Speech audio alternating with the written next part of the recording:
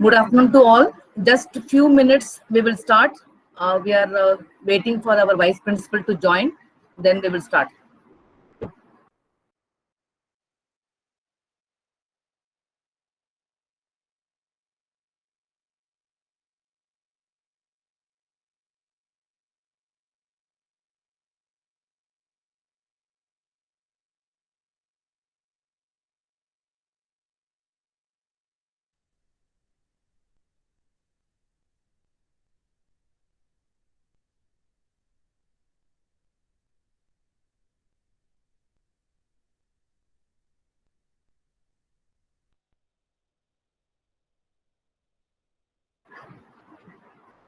Subhash, I think we can start. Vice principal is ready. Yes, we can start.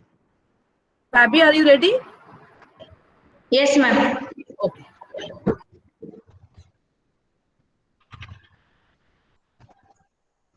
Should I start? Start. Yes, you can. If you can speak, you can influence. If you can influence, you can change lives. Therefore, the Literary Association of the college encourages the students to showcase their oratorical skills through this competition. Good afternoon to all. On behalf of the Literary Association of Dhyan Prasarak Mandal's College and Research Center, I welcome you all for the All Goa Intercollegiate Elocution Competition sponsored by UCO Bank, Mapsa, Goa. The topics for this competition are Indian Women in the Face of World Feminism, A Brave New World, the Post-Pandemic Life, and the third one, Offline Reality of Online Education. We have with us the judges for this competition, Mr. Naveen Abraham, Mr. Umesh Padmanabha, and Mr. Balkrishna Kamath. We would also like to acknowledge the presence of Mr. Sunil Acharya, the manager of UCO Bank and the guest of honor for this competition. I welcome you all. I now request our Vice Principal, Ms. Rashmi Redkar, to give a formal welcome. Thank you, Fabiola. A very good afternoon to all of you gathered here. Respected guest of honor, Shri Sunil Acharya-ji, Bank Manager of UCO. Today's member of jury, Shri Umesh Padmanabha, Shri Naveen Abraham, Shri Balkrishna Kamath, our guests, participants, and colleagues, and my dear staff. It gives me immense pleasure to welcome you all on behalf of our Mandal's management, principal, my staff, on this platform of online All Goa Intercollegiate Elocution competition organized by Literary Association of our college. I must congratulate Dr. M. Shanti and her whole team for organizing this competition very religiously for more than 15 years. This competition is well supported by our UCO Bank Mapsa branch, and we are blessed here today the presence of Shri Sunil Acharya, Bank Manager, as guest of honor for this competition. Sir, I welcome you, and I also acknowledge the support for this competition given by your bank. Today we are also pleased with the presence of Shri Umesh Padmanabha as one of the judge and moderator of the elocution competition, Shri Naveen Abraham, Shri Balkrishna Kamath for judging this competition. I welcome all these three judges over here in our college intercollegiate competition. I also take this opportunity to welcome our guests, principal and teachers of other colleges attending this event. It's my great pride to welcome our participants to take part in this online competition. Without their involvement and participation, I think this competition would not have been, successful today. So I appreciate the participation of all these participants. And today's, if I see the topics of the intercollegiate competition, they are very lively, as Fabiola already mentioned to you all. So I wish all the success for the participant. And once again, I welcome all of you on this occasion for this intercollegiate elocution competition. Thank you. Over to Fabiola. Thank you, ma'am, for those warm words of welcome. I now request Ms. Lizella Gonsalves, Assistant Professor, Department of English, to kindly introduce the three judges for this competition. A very good afternoon to all. I have been entrusted with the pleasant task of introducing the judges for today's elocution competition. We have with us Mr. Umesh Padmanabha. He is a farmer professional heading the exports-imports operations at Sanofi India Limited, a French multinational in Hawaii. He has been a Toastmaster since 2010 and has completed the DTM Distinguished Toastmasters in 2015. The next judge is Mr. Naveen Raj Abraham. He is an analytical research scientist by profession and is currently leading an analytical development lab in Deccan Fine Chemicals, Goa. He has been a Toastmaster for more than 7 years and a winner of speech and evaluation contest in Toastmasters. He is also passionate about photography. And the third judge of this competition is Mr. Balkrishna Kamath. Mr. Balkrishna Kamath has worked at Seagull Consultants for 2 years as a design engineer, at Memento Group for 3 years as a project engineer, and at Anand Infotech for 2 years as manager, marketing and sales. He left his employment to start his own business in the year 2002 and has founded Animation Studio and is managing it till date. He is also the co-founder of the brand Simply Sellits and is presently working on Market to State, a marketing agency that assists in creating marketing and sales strategy for real estate entities. In pursuit of constant learning, he joined the Toastmasters fraternity as part of the Goa YMCA Toastmasters Club and has held several positions in the club, besides being a judge at numerous contests. I heartily welcome all the judges for this elocution competition and thank you for joining us today.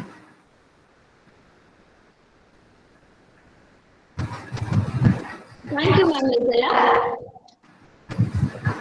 I now request Ms. Sarika Mishra, Assistant Professor, Department of English, to kindly read the rules of the competition.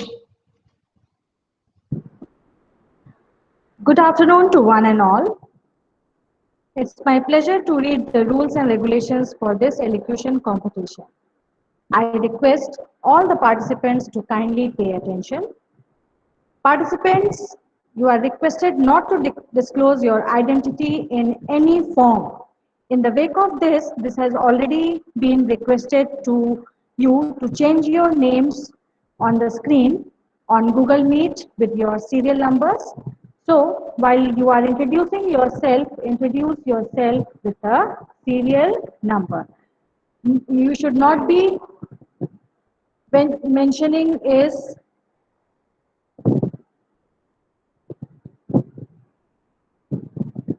you should not be mentioning your name or the name of your college in any form. A total of 5 minutes is allotted to each participant. A warning bell will be rung after the 4th minute, and on the completion of the 5 minutes, the final bell will be given. The participants should turn their video and audio on when it is their turn to perform. The visibility of the participants is compulsory for the judgment, and hence they should make sure that their video is on while they are presenting, while they are giving their speech. The criteria for the judgment will be diction 10 marks, content 10 marks, body language 10 marks, voice modulation 10 marks, and overall presentation 10 marks. The decision of the judges will be final and binding. We expect that all our participants will strictly adhere to the rules and regulations, and in case if they have any confusion or difficulty, they can ask before they start. Thank you to all of you. Switch over to Sadhya. Thank you, Ma'am Sarika. Participants, kindly get ready. We'll start in a minute and Ma'am Sarika will be keeping the time. Okay, the bell will be rung at the 4th minute. Okay, so kindly get ready. We'll start in a minute.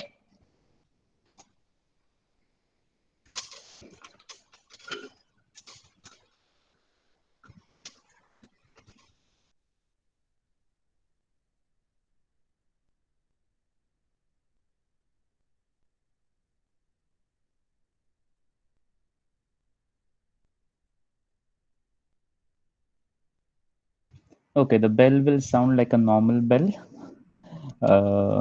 office bell. And will our introduction be counted? Yeah. Okay, that's the sound for you. And yeah, introduction will be counted in the time. So what you can do is you can just, once you switch on your mics and your cameras, you can just, say hello to us, and then we can start the time. And, from that point onwards, your time will start. Just to check your whether if your sound is working and your camera is on, we will have a test. I will give a signal, and then the time will start. Okay.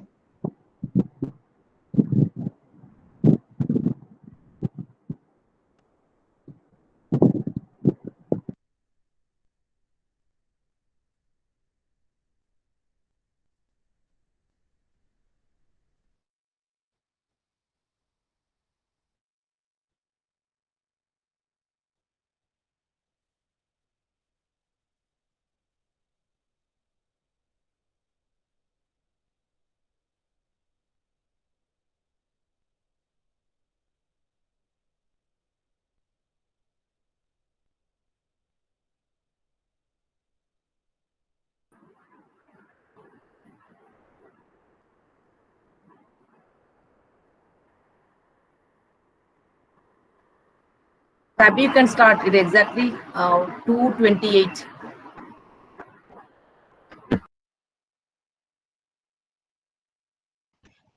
Yes, participants, we shall begin with the competition. I would like to call the first participant, DMC1. Umesh, can you switch off your video so that you can?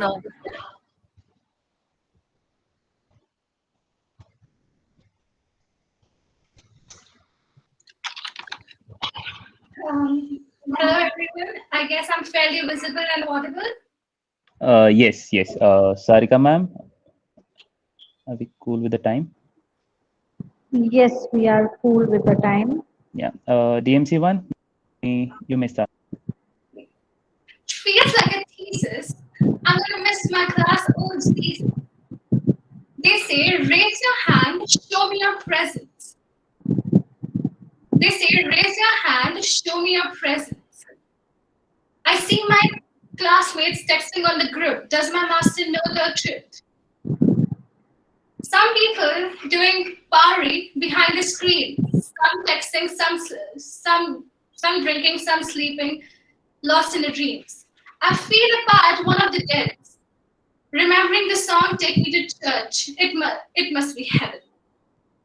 Good afternoon to one and all. I guess you guys would have a little bit of idea about what I'm going to talk about today. I am DMC1 for today's elocution competition. Today, I'm going to speak on the topic offline reality of online exams. Online classes. Online classes have been a total new thing to us. I mean, who would have ever thought about Google Meet or Zoom classes or like God knows like something Pindy or like much more. Online classes has its own pros and cons. It has been a total different thing for us. But it has left us to choose whether we care for it or we did not care for it at all. Taking a huge example of our dear Shweta. Well, I guess everyone knows who Shweta is. Well, she led around crores of people listen to her. Well, if you do not know at what context I'm speaking about, well, let me make it clear. If she would have paid attention to the class, she would have heard her teacher calling out her name n number of times, and she would have stopped. Well, it's just like children enter the class, get on the bed with no regrets. I mean, it's sad how students just enter the class for the sake of it and then blame the teacher for no proper notes, as if it was the teacher's duty to take points while she teaches. Things get more bizarre when the students actually make excuses for not attending the classes, saying due to network issues.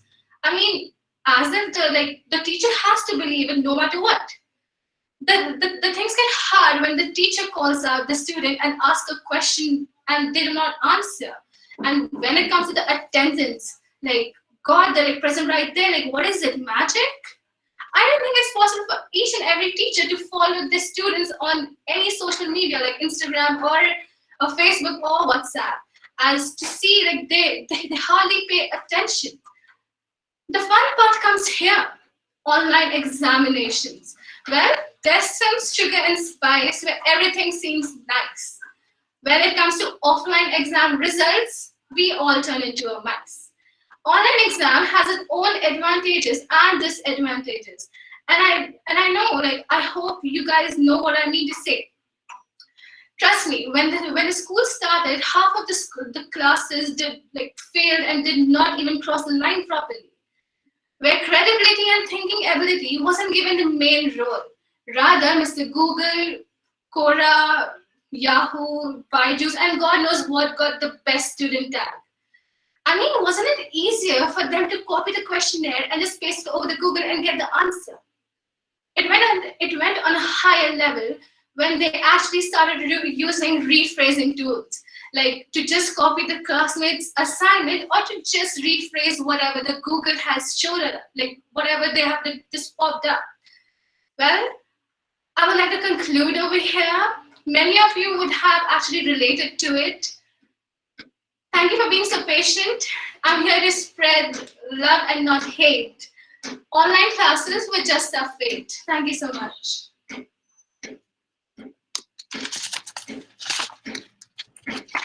Thank you, participant DMC1. We have the next participant, participant DMC2.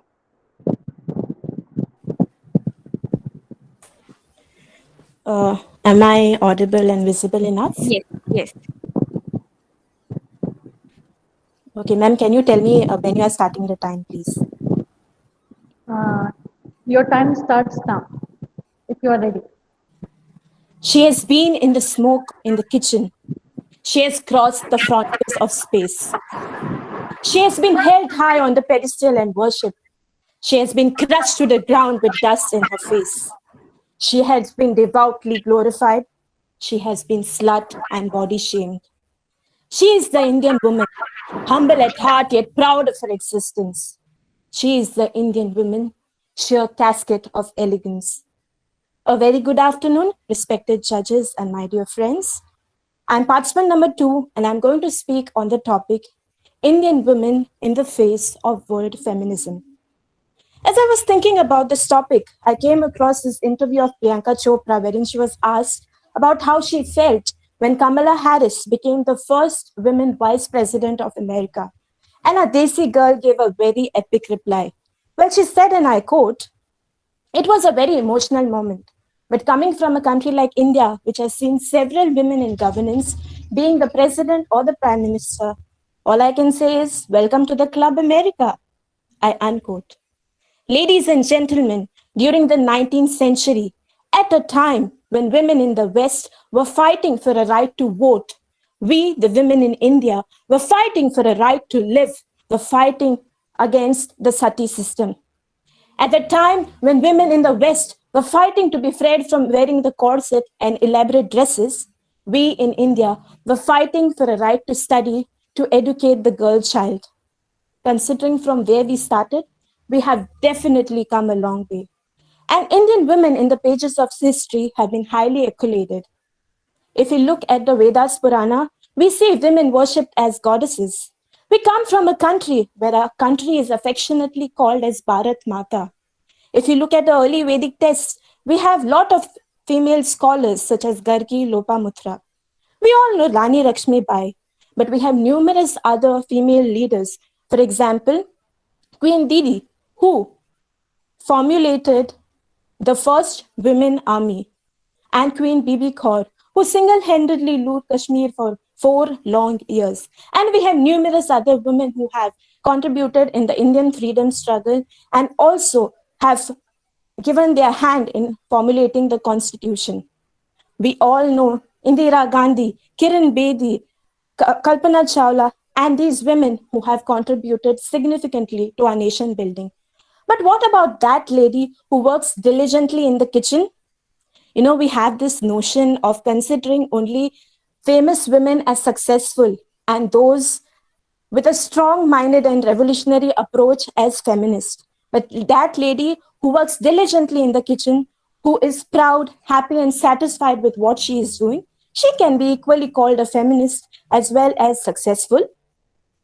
When we first hear the topic, Indian women in the face of world feminism, we tend to think Indian women are oppressed, discriminated, and whatnot. And I'm not denying to all this.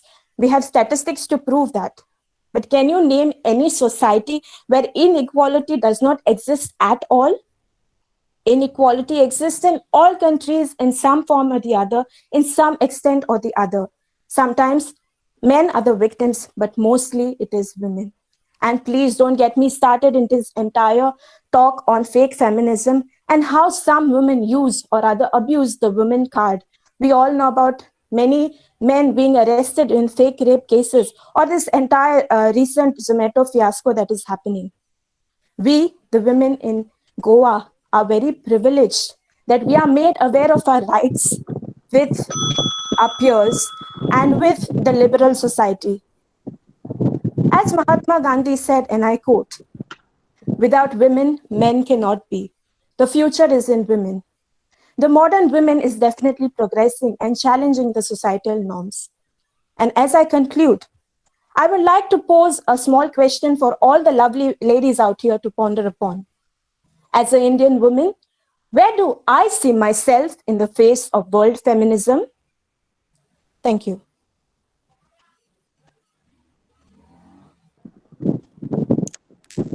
Thank you, participant DMC2.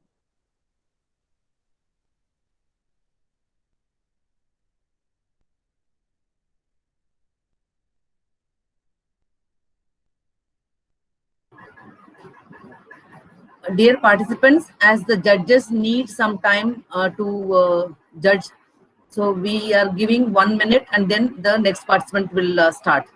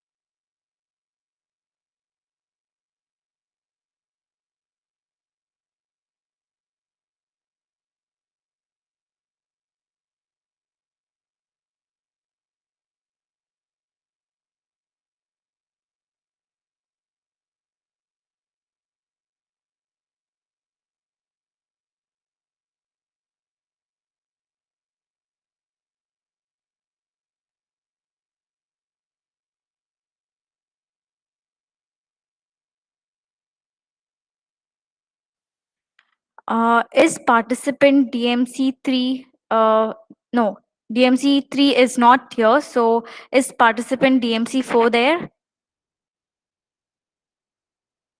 Okay. But not there. So judges, please note that DMC 3 and 4, they are not there. Yeah. Yes. So we go to the next participant, that is participant DMC5.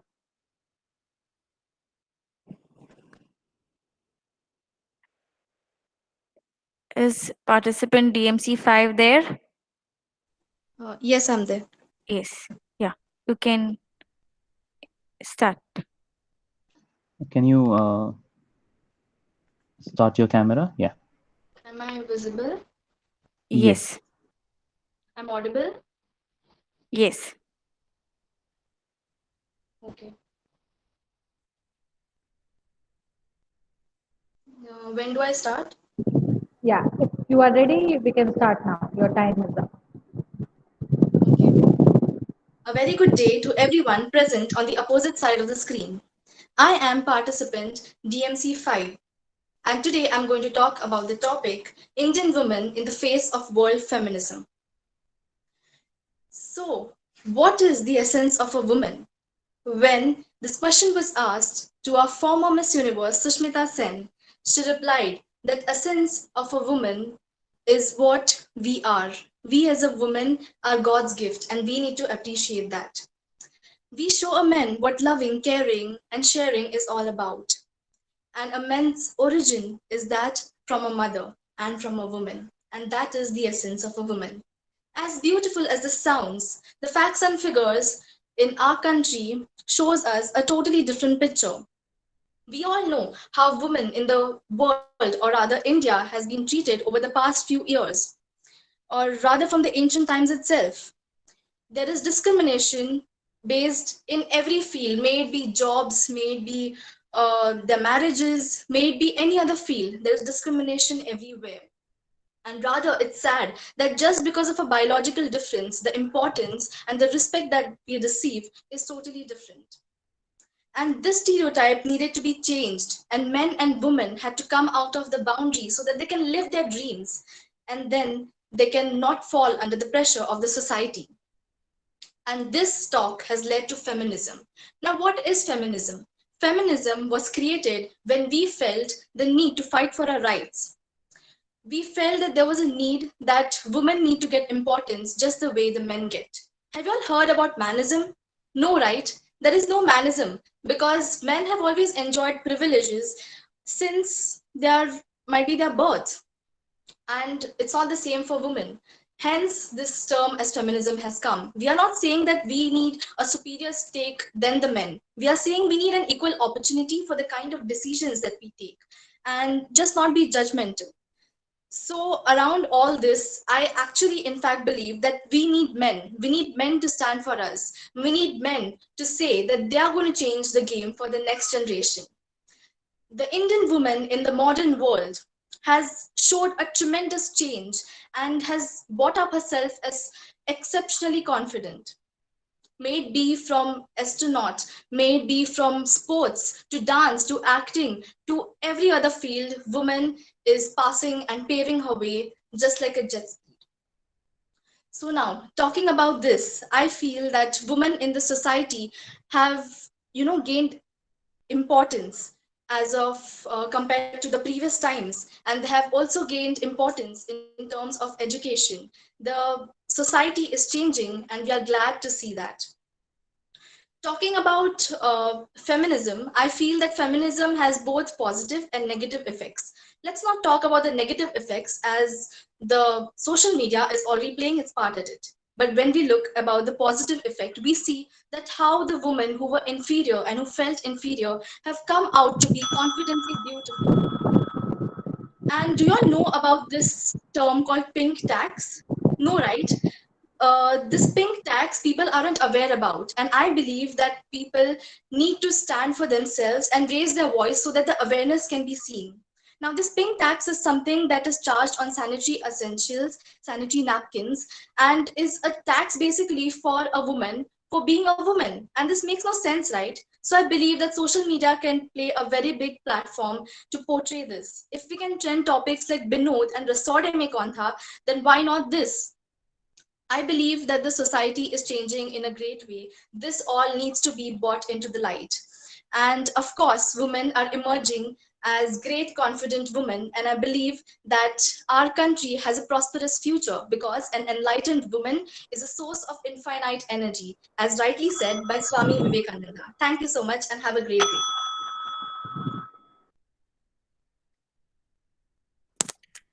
Thank you, participant DMC 5.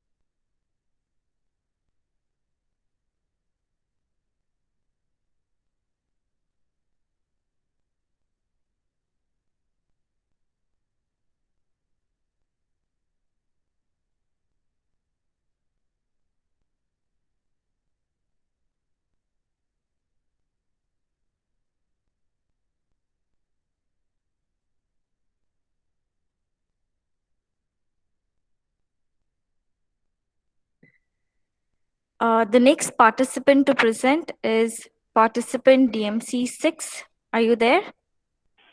Yes. Yes.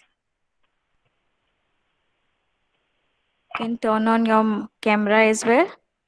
Yeah. Yes. Am I visible in the Yes. Okay. All right. I'm clearly audible, right? Yeah, you are audible, and if you are ready, we can start your time. All right. So I'm participant DMC6, and I will be speaking on the topic A Brave New World of Post-Pandemic Life. Respected members of the jury and my beloved audience, a very good afternoon to you all. 2020 has definitely been a year none of us will ever forget. The COVID-19 pandemic took over the world at such a great pace that it almost felt like someone was switching off the lights all over the world, one after the other. It's been an incredibly tough year for all of us, but especially for the COVID-19 warriors, the frontline workers who did not have the luxury of using the lockdown as a time to take a break, but instead had to work extra hard in such mercurial times. Millions of lives were lost, livelihoods were shattered, families were broken apart. But as it's said that there's a rainbow at the end of every storm, and that it takes darkness to see the stars, good things did come out of this ordeal of an year as well. When I look back at this year, I realized that through all the hardships that we went through, a new world was born. A world that came together while being apart. A world that became so innovative that it adapted, restructured, and kept moving forward. I mean, this online competition we're having right now in itself is an example of that. The virtual world became more active than it ever was. Education went on as online learning took birth. So many people turned into entrepreneurs as they started their own online businesses.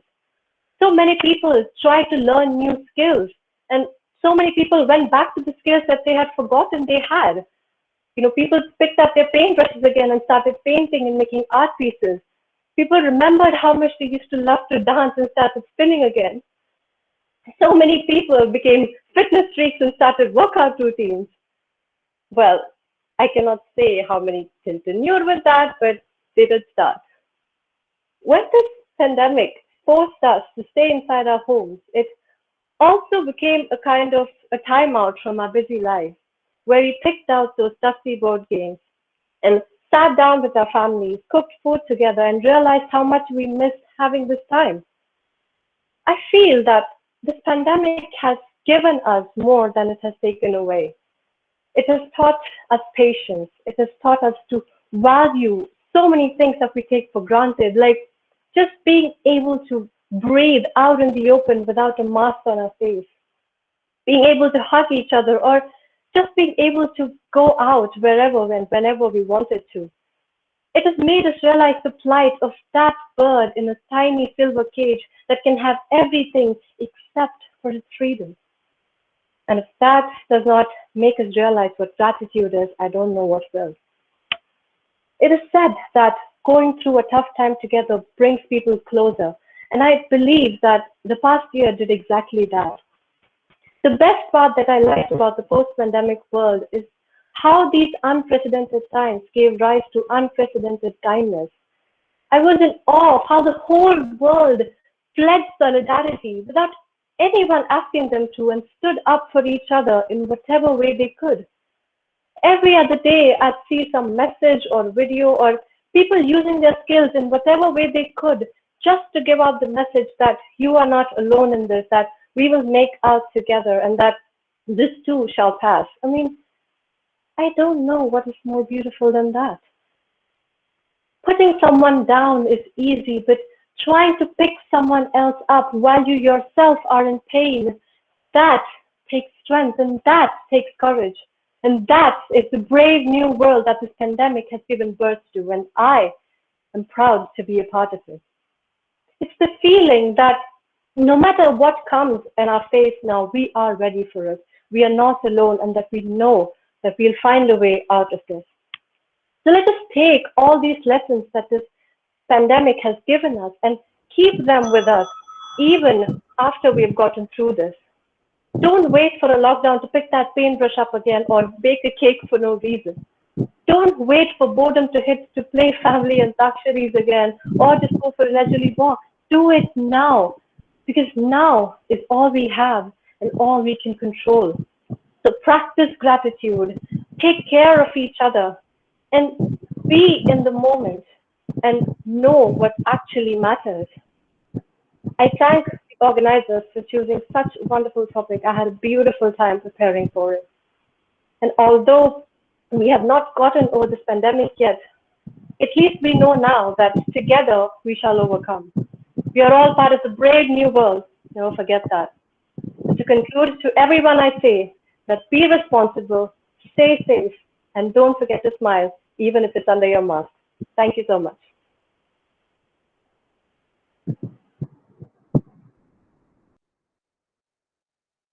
Thank you, participant DMC 6.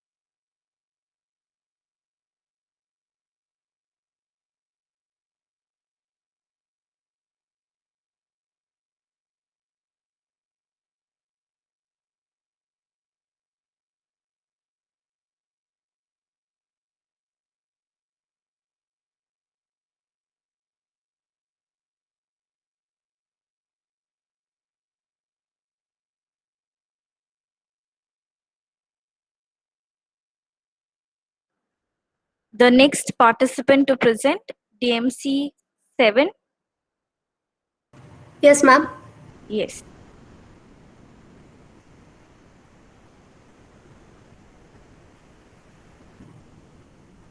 Am I audible, ma'am? Yes. Shall I start? Yeah.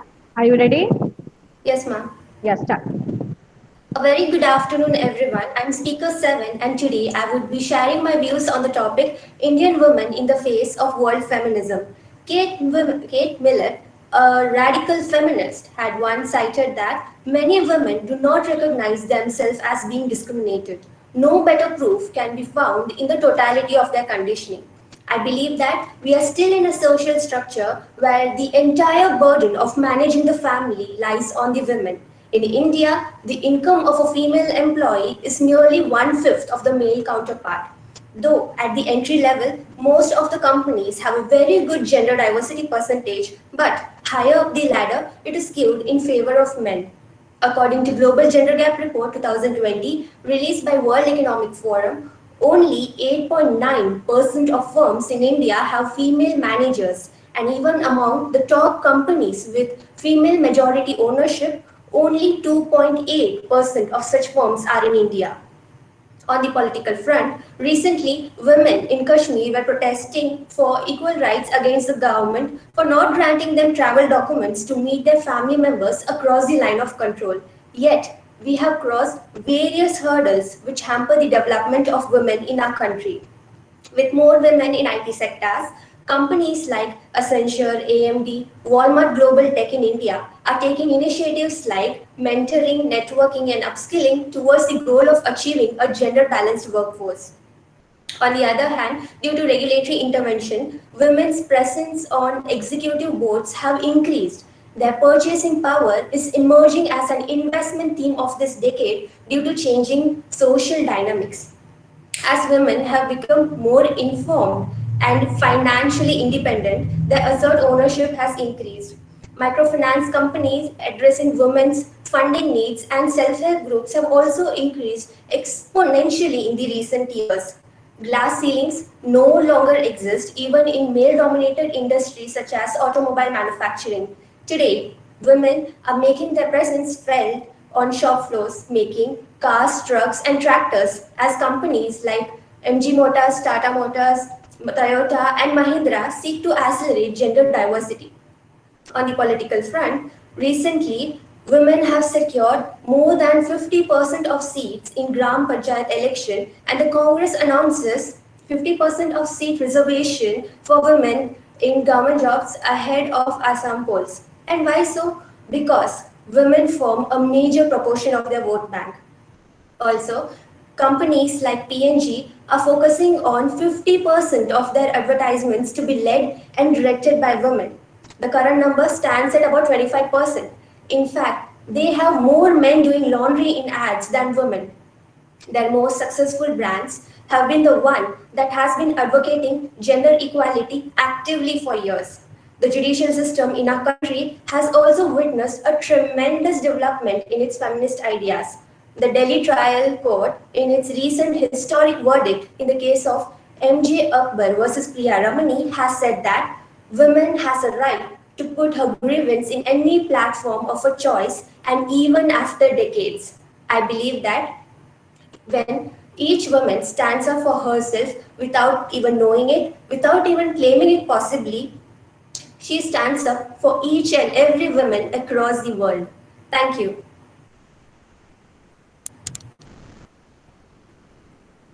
Thank you, participant DMC 7.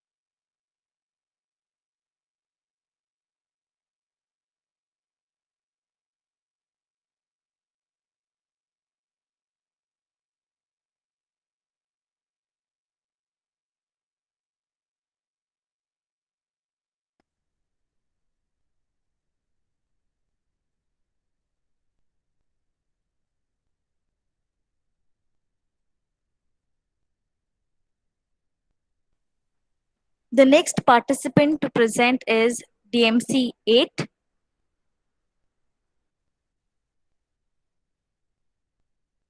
Yes, ma'am, I'm there.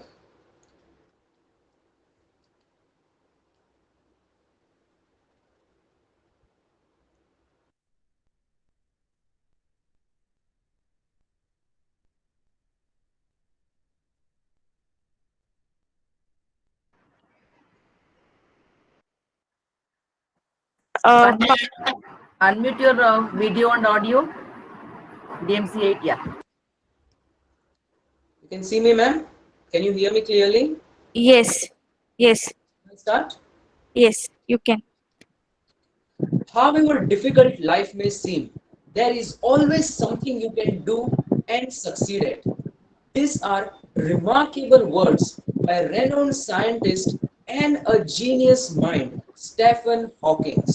Good morning, everyone. And for next 5 minutes, allow me to speak on the topic, A Brave New World, the Post-Pandemic Life. The COVID-19 pandemic that had shaken the world with its breathtaking toll of deaths worldwide. The pandemic, along with it, had brought confusion, fear, and anxiety. But now the scene is changing. Now the people are no more under the roof of fear. Now people have set the ball rolling for work, for travel, and even mass gatherings to some extent. Now, the world is not only virus dominated, in fact, it is much more dominated by the vaccination drives. This actually shows the determination of mankind. Because if you look at the process of making a single vaccine, it takes several years of research, hard work. But due to this pandemic, not a single vaccine, but multiple vaccines were brought to the world within this one period. Hence, the intentions of this new post-pandemic brave world are loud and clear. Economic crisis. The pandemic has caused a number of economic fluctuations, leaving many economies of the world crashed. But now the world economy seems to revive itself. This also reminds me of the Atmanirbhar Bharat that we Indians are looking forward to.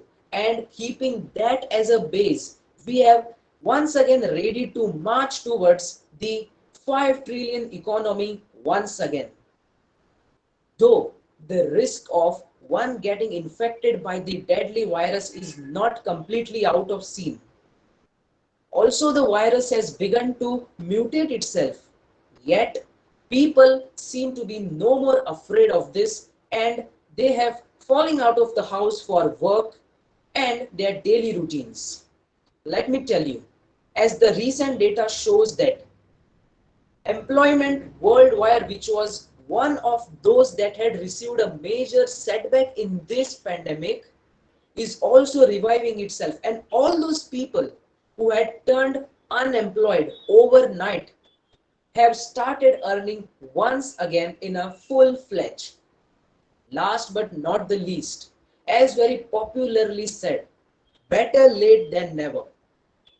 This pandemic is an alarm to the world that warns us to keep a check of our hygiene, our food habits, and our way of living in general. If we go by this, the world has to see so much of growth, progress, and prosperity ahead of it. This also warns us about what we are supposed to do and what we are not, the way we should live and the way we shouldn't. So with this, I would like to end with my speech. Thank you. Is it all right, ma'am? Thank you, participant DMC8.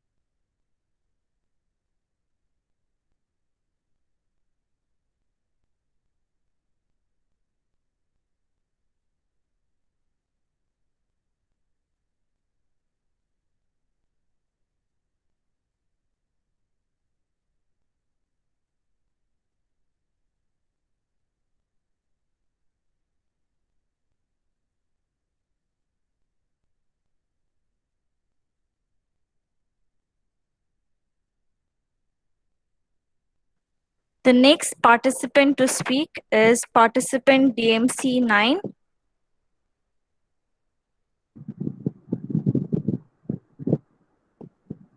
Yes, ma'am. Yes, you can. Yes, Am I visible and audible? yes, Okay. Should I start? yes, you can start. Yeah. Whenever there's a fight so hungry people can eat, I'll be there. Whenever there's a cop beating up a guy, I'll be there. Quote John Steinbeck in his famous novel Grapes of Wrath. Good afternoon, guest of honor, Sir Sunil Acharyaji, teachers, judges, and my dear friends. Heavily drowned and shaken by the pandemic ravaging the world, all are looking towards a day when they would get up and there would be no more COVID cases. Newspapers will not be bombarded with COVID news, and the government officials will not have to trade off between health and well being of their population and maintaining their economic efficiency of their economies. But what the whole of the global community has gone through, the end of the pandemic will surely bring much needed joy and laughter among people for good. People who have been separated because of the lack of availability of flights or due to condition prevailing in their native town back home, will give out a cry of joy. With the way the corona had tried us every way possible, it is safe to assume that people now will be better equipped to face anything and everything that the world has yet to throw upon them. Bravery among people will increase as fraternity among people will increase, and feeling of brotherhood will be inculcated among people. People will be brave enough to know about the techniques and the know-how about dealing with any situation as a family. As Camus, in his well-known play Plague, insisted that we have to see the humanity of those who are attempting to steal our dignity or our life, as it requires tremendous exertion to hold the balance between becoming a revolutionary and doing what revolutionaries always do, which is yielding to abstractions and forgetting human cost involved in it, or becoming apathetic and resigned to the ways things are. People through this pandemic will know the value of life and of every person and will not take them for granted. Life during pandemic can be compared to one at a military war. They help and support one another, always setting the needs of the other at a higher step. And knowing how fragile a human life is, it will help them to guide another person's life, which I feel is the pinnacle of being brave and what the pandemic has taught us. Secondly, we can also take into consideration that the immunity of people will be better to cope with any other virus, at least to some extent. And with the experience provided by Corona, doctors will be in a better position to use their practice on anything similar in nature. With this, I would like to thank the MC College for organizing such a very beautifully organized elocution competition. Thank you, one and all. Thank you, participant DMC 9.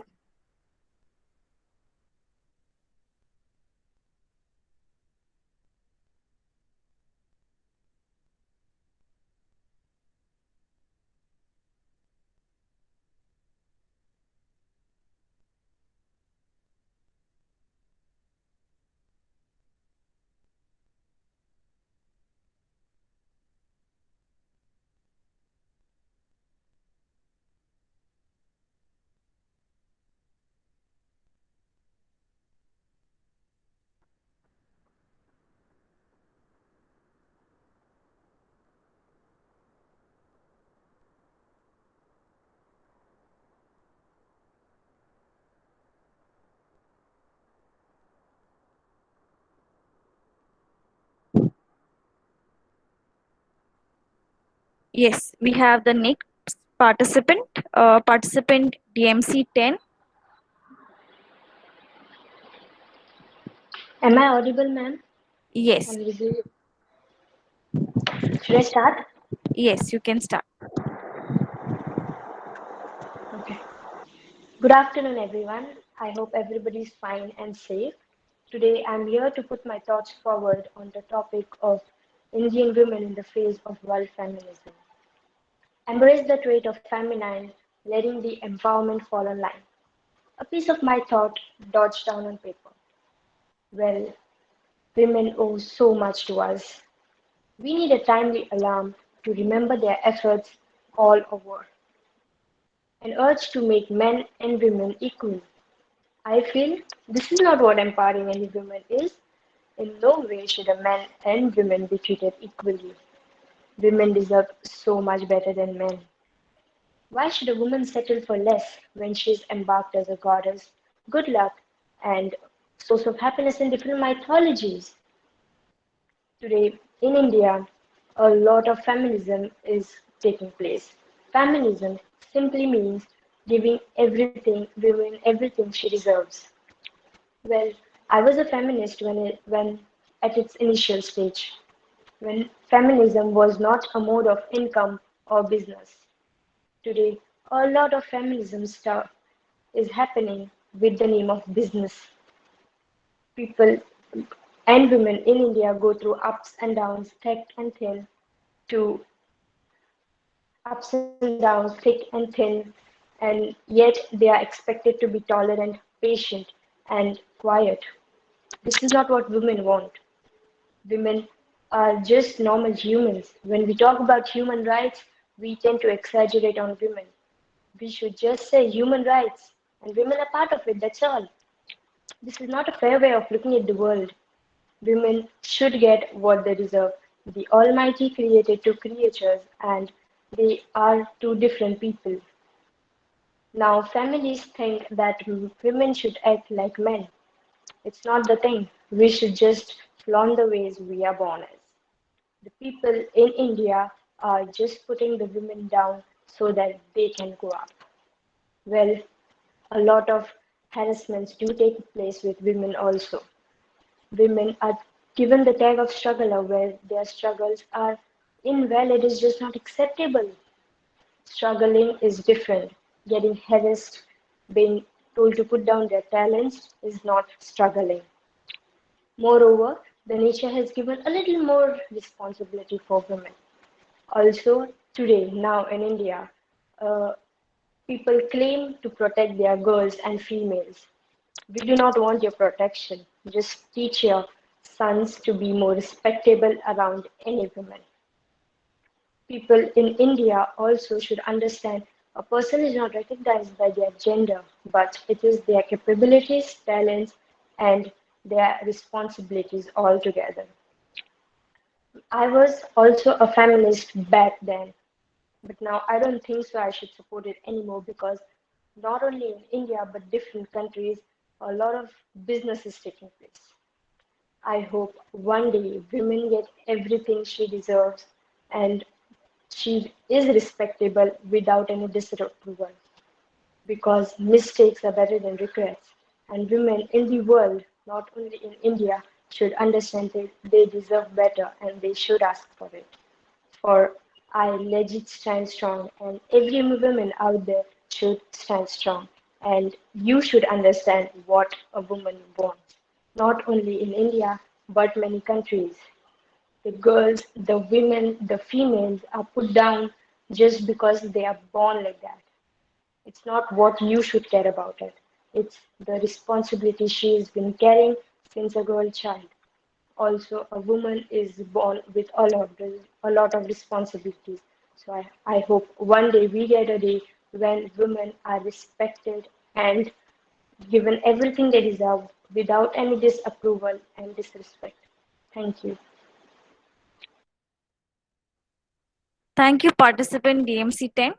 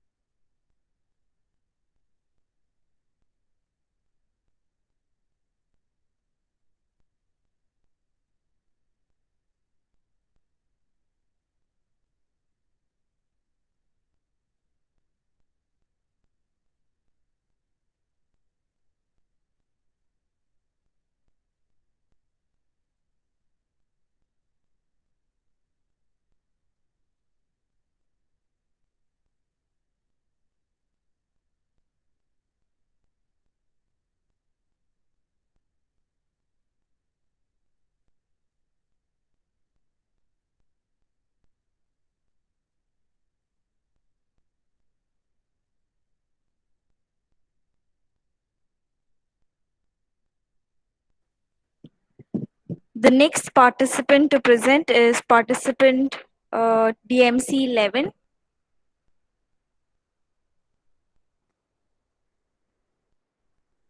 Am I audible? Yes. Am I visible? Yes. Can I begin? Yes. Can I Yes. begin? Yeah. Yeah. Yes, you can start. Education is a passport to the future. but tomorrow belongs to those who prepared for it today. A very good afternoon, respected dignitaries, members of the jury, teachers in attendance, and my fellow participants. I'm DMC 11 with my topic, Offline Reality of Online Education.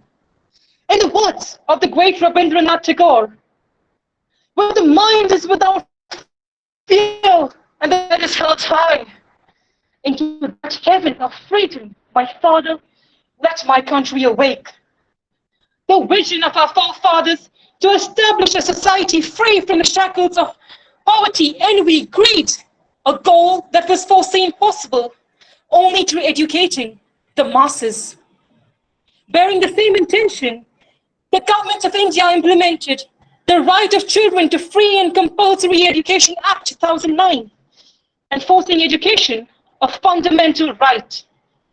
The whole purpose of education is to turn mirrors into windows.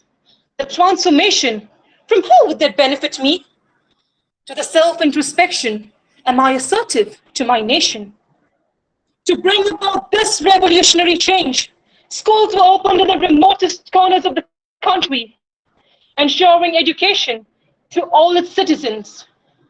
With technology and innovation driving humanity forward, the remarkable invention of the internet, taking education to an all-new level, with platforms like YouTube providing free quality content anytime, anywhere. A bolt of lightning hit reality with the emergence and spread of the coronavirus disease. The global health pandemic glinted a harsh light on the reality and challenged the education of 1.5 billion students worldwide. To quote Swami Vivekananda, "Arise, awake, stop not till the goal is achieved." Unquote. The stakeholders in education, in collaboration with the Ministry of Human Resource Development, had to take drastic steps to ensure the academic continuity of its students, right from KG to PG, a revolution from no mobile to school inside the mobile. Alas, the dawn of a new era of virtual learning. Teachers acquainted themselves with new teaching pedagogies, leaving no stone unturned from the teacher-centered perspective. A teacher-student relationship is far beyond academics. Online classes were a great blessing to students in the pandemic, fighting depression and anxiety, seeking confidence and counsel in their teachers. Online education comes in shades of gray, a welcome change for some, an obstruction for the other. A flexible way of learning from the comfort zone of your home, exploring math, science, and 3D, with enthusiastic methods of assessment to learn and assimilate at your own pace, making learning a beautiful experience. While India enjoys a wide geographic diversity, it suffers a huge socioeconomic divide. The malnourished child who is dependent on the midday meal for its source of energy, to the lack of enthusiasm due to a depressing home environment with jobless parents causing students to live in an illusionary world. A sad reality. But students in India were not empowered to online education. The remote areas of India were not empowered to online education. Interrupted power supply, weak and non-existent internet connectivity, to sometimes the unaffordability of devices, created a barrier between the student community, one section proudly marching forward and the other unintentionally lagging behind.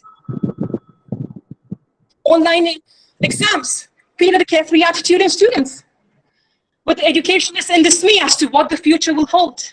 Man is a social animal, and the physical classroom interaction is essential for a child's growth and development. Virtual learning is a boost to academic preparation. But at the end of 15 years of schooling, it's not about the fancy mark sheet, but about giving society a good human being, a worthy citizen, and a nation builder. To conclude, I would like to say, school, a temple of knowledge, is nothing more than a guide to life. Life is a skill, and nature is the best teacher. Nor was it the physical classroom, neither was it the mighty arts of teaching, but a brief lecture by a great teacher with a desire to instill a love for learning that gave the great Abdul Kalam his aim in life. Jai Hind. Thank you. Thank you, participant DMC 11.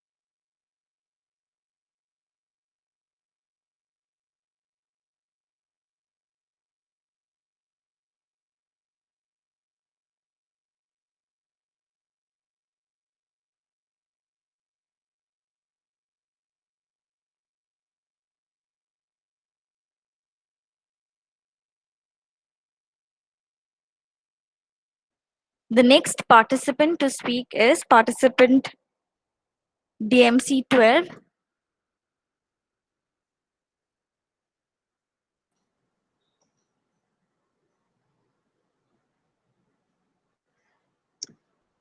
Ma'am, am I audible? Yes. Am I visible? Yes. Can I start? Yes, you can. Good afternoon, respected judges, co-contestants, and everyone present on this meet. I am participant number 30. Today, I'll be speaking about Indian women in the face of world feminism as a part of today's education competition. 16 December 2012, a day on which we were forced to confront the fact that in India, women's empowerment and feminism just exist as abstract ideas. A day on which a woman is gang raped and gutted in a moving bus in our capital. This incident sparked numerous conversations regarding the safety of women. It felt like the dawn of a new era. This year, we will mark 9 years of that horrific incident, and yet we couldn't be further away from declaring India as a safe country for women. In classrooms, we study about Western feminist theorists and gynocentrism. But as we finish classes and enter buses to go home, we are ill teased and molested.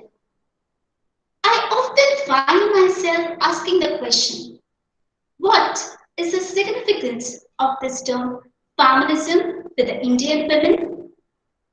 The first wave of feminism in the world emerged in the West during the 19th century. It focused on the promotion of equal property rights for women and women's suffrage. Second wave of feminism started in the early 1960s and saw women's cultural and political inequalities as inextricably linked. Third wave feminism in the early 1990s challenged overemphasis on the experience of upper middle class white women. Several other shades of feminism continued to blossom in societies across the world. Liberal feminism focused on the women's ability to show their equality through their own choices, especially through reproductive and abortion rights.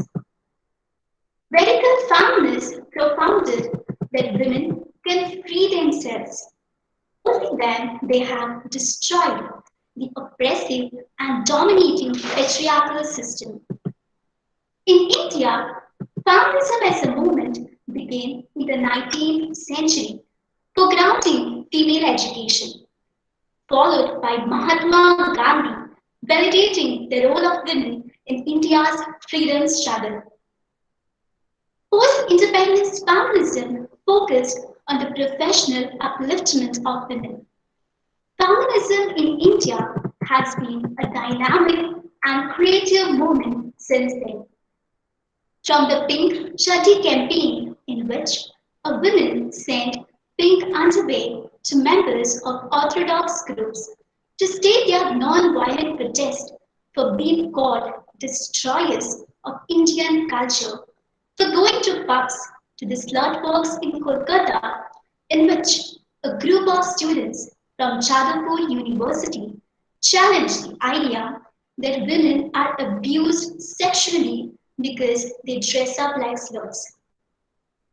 Indian women also took the online spaces to raise their voices. The Me Too movement shed light on sexual harassment in the workplace. Recently, the chief minister of a prominent North Indian state accused women wearing ripped jeans of being cause of a societal breakdown. Were challenged publicly by Indian women who took to social media to post pictures of themselves in ripped jeans. Resolute women have been the backbone of Indian feminism, with Savitribai Phule advocating for women's education and Tarabai Shinde writing India's first feminist text, Stree Purush Tulna, in the 1800s. Today, Indian women are venturing into the profession which have been primarily dominated by men. The Indian woman has taken feminism and made it her own. However, the principles of feminism have yet to be realized to their full potential in India. From Delhi to Hathras to Kolkata, women and children have been raped mercilessly. According to the 2019 annual report of National Crime Records Bureau, 32,033 rape cases were registered across the country.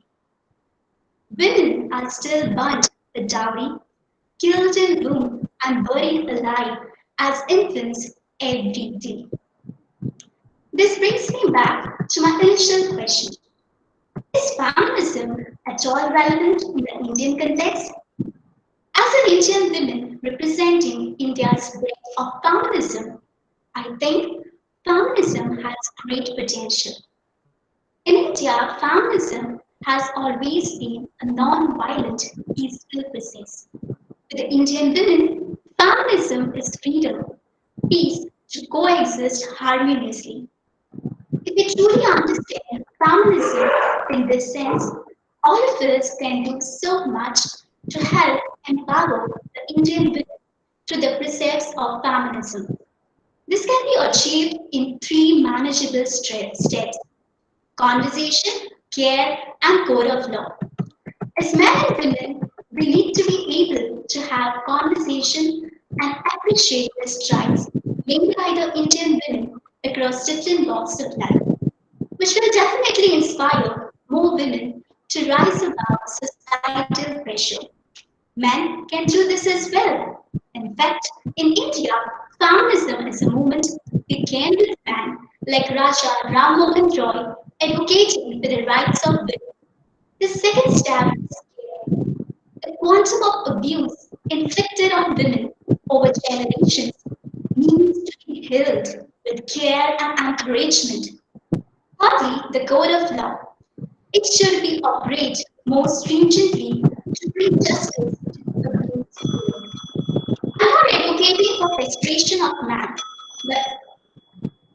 but the punishment meted out to those who are involved in such crimes should be more severe and binding. I truly feel that implementing these steps will put the Indian women on the path to living the ideals championed by the feminism all over the world. Thank you.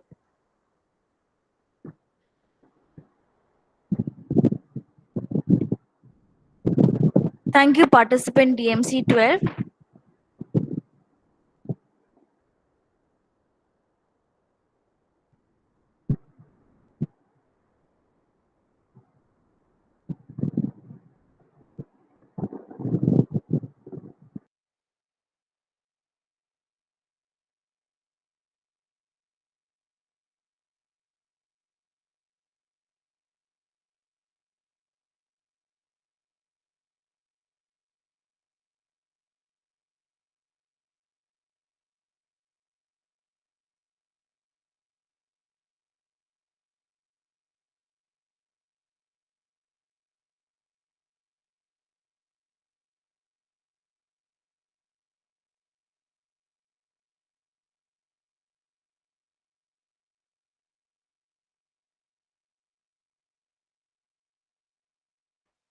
The next participant to speak is participant DMC 13.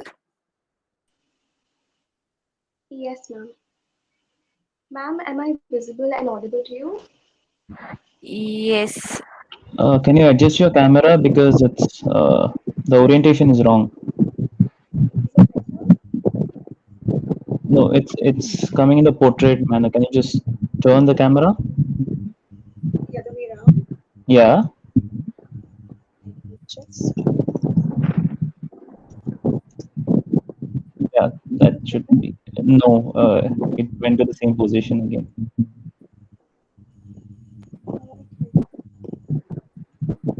Yeah. No, now it's perfect. Now it was good. It was good the last time. I am Yes. actually older, so I might not be able to. This is fine. This angle is fine.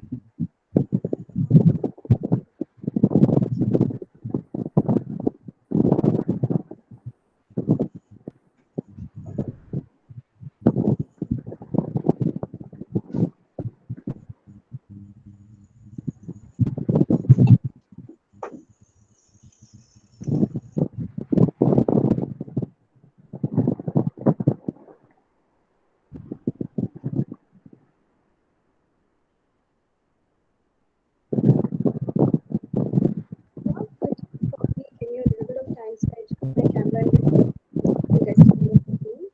Is that fine with you? Sorry. Yes, can I go up to contestant number 14 so I can probably adjust my camera? Wait. Can you do it within a minute? Then you could go next. Yeah. Yes. I'll give you a minute. Yeah.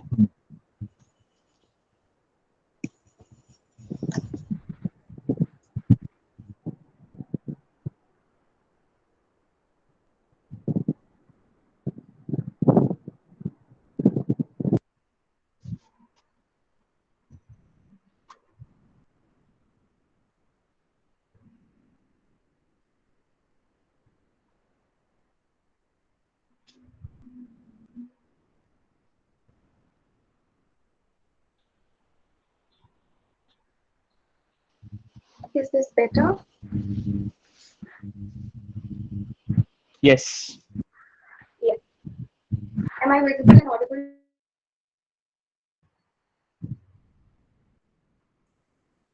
Yes. Yes. So, ma'am, I would like to start. Women don't need to find a voice. They already have a voice. They just need to feel empowered to use it, and the world needs to be encouraged to listen. Hello, everybody. This is contestant number 13, and here I am to tell you that your voice matters. I want every girl to know that her voice can and will change the world. When women and adolescent girls have equal opportunities and equal respect, their families, communities, and nations prosper. Ladies and gentlemen, an educated girl has direction. She has hope. She will become the mentor to so many other girls, and she will change the world. India reported an average of 87 rape cases committed daily in the year 2019, and overall 405,861 cases of crime committed against women in the same year, a rise of over 7% as compared to the latest government report given up on the 29th of September 2020. According to the latest NCRB report, 2019 saw over 4 lakh reported cases of crime committed against women, up from 3.79 lakhs in the year 2018 and 3.59 lakhs in the year 2017. The central state of Madhya Pradesh reported the highest number of rape cases committed in the country, with over 5,000 of such cases. 1 out of 3 women and girls worldwide have been victims of sexual abuse and of violence. 1 out of 3 women and girls worldwide have been denied job opportunities because of their gender. Over 12 million girls have been aborted in the country over the past 30 years. Ask yourselves, where do we see an end to such atrocities borne by women every single day? It is time. It is time that this stops today, it stops here, and it stops now. Let us teach our boys the true meaning of equality and of respect, so that when they grow up, gender equality becomes a natural way of life. And let us teach our girls to rise as high as humanly as possible, to carry a foldable chair wherever they aren't given a seat at the table, to worry less about fitting into glass slippers and worry more about shattering the glass ceiling. Because we women are so much stronger than our fears and what the society has labeled us to be. For most of history, Anonymous was a woman. This day, for rather, let us label our girls as victors rather than victims. Let us ascertain that no matter what we've been through, we are still here. We may be challenged, beaten, betrayed, discouraged, but nothing has defeated us. We are victors, and we have a history of victory. Let us understand that feminism is not about making women strong. Women are already strong. It is about changing the way the world perceives that strength. And every time a woman stands up for herself, without possibly knowing it or without claiming it, she stands up for all women. Remember, change will not come if you're waiting for some other person or some other time. We are the ones we've been waiting for. We are the change that we seek. So let us all come together and end the silence. Let us together end the impunity. Let us together end this violence against women. Because gender-based violence, discrimination, differences, rape, sexual abuse is not a woman's issue. It has never been. It is a human rights issue. It is a men's issue. It can't and will not change without men. Thank you.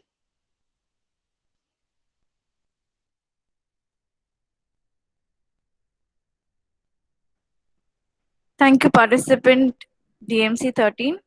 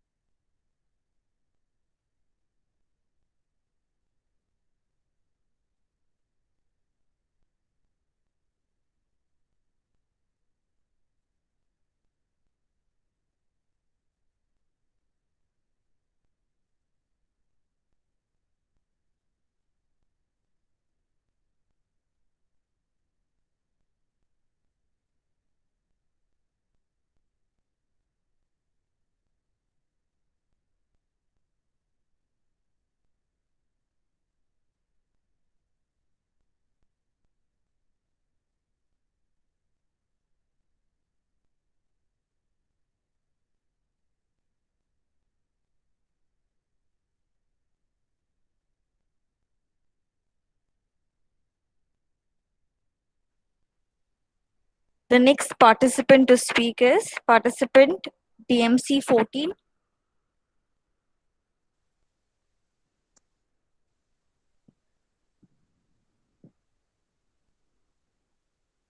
Participant DMC 14. Can I start? Yes.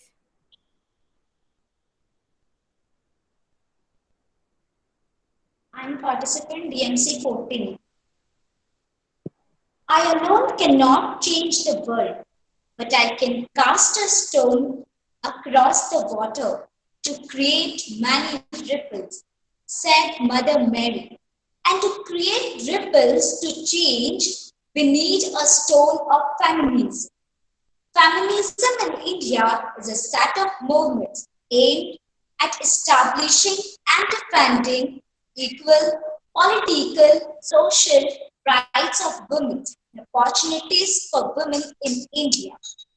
Global feminism is concerned to put forward women's rights on an international level by using different historical legacies from colonialism. Despite of progress made by the feminists, women living in the world still face many issues of discrimination. Teach her that the idea of gender role is absolute nonsense. Do not ever tell her that what she should or should not do just because she is a girl. Just because she is a girl is not the reason for anything. India's patriarchal culture has made the process of gaining land ownership rights and access to education challenging. From the past 2 decades, there is also a trend of sex selective abortion. Today, women have touched the sky. India's first Prime Minister, Indira Gandhi, the woman who aimed for the sky, Kalpana Chawla, the first woman IPS officer, Kiran Bedi, they all were women. As of 2021, women have also entered into the government official works, including the Prime Minister, President, and Speaker of the Lok Sabha. The steady change in the positions of the women can be highlighted by looking at the achievement achieved by the women in a country and at the international level. Savitribai Phule, Sarojini Naidu, Priyanka Chopra, Hima Das, Gita Phogat, and there are so many other successful women who have touched the clouds at the international level. Despite of all this, women are still unsafe in a nation. We are in a nation where we have been asked questions like, oh, are you getting married? Will you still go to work? Oh, you have a child. Are you still going to work? These are the questions we hear in our every phase of life. This stress on the gender role, which have been imposed on us since our childhood. We hear the rape case every day. And 4 days we make noise on that case and leave the rapist freely. So I want to ask you one question. In an educated world, why are we hearing the rape cases? Why there are no strict rules for the rapist? Women in the world have been worse positions in the economic, social, and political hierarchies. She is also experiencing the domestic violence. Around the world, 1 in 5 women will become the victim of a rape case every day. It is estimated that 650 million girls are being forced to get married before the age of 18. It just that means Indian women needs emancipation. Women worldwide also need support. It is just a myth that Indian woman is exploited, but it is going throughout the world. Just that, the aims and goals of the feminism would be little modified according to the regional needs, requesting all the men and women to join their hands to end the gender inequality and walk towards the world which will end feminism further.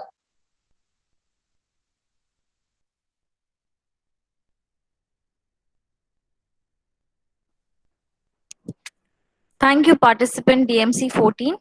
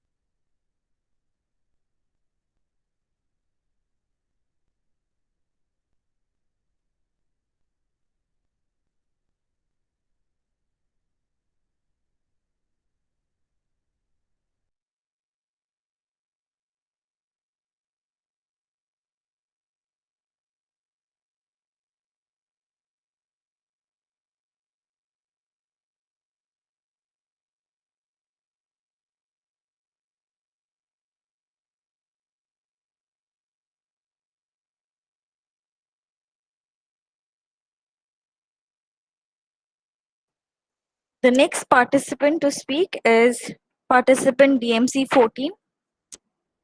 Sorry, participant DMC 15.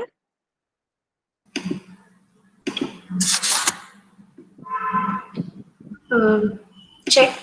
Am I audible and visible? Yes. Okay.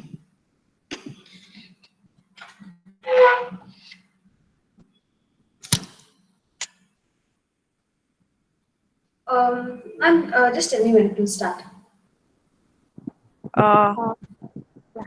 You can start. When you are ready, I will start the timer. Oh.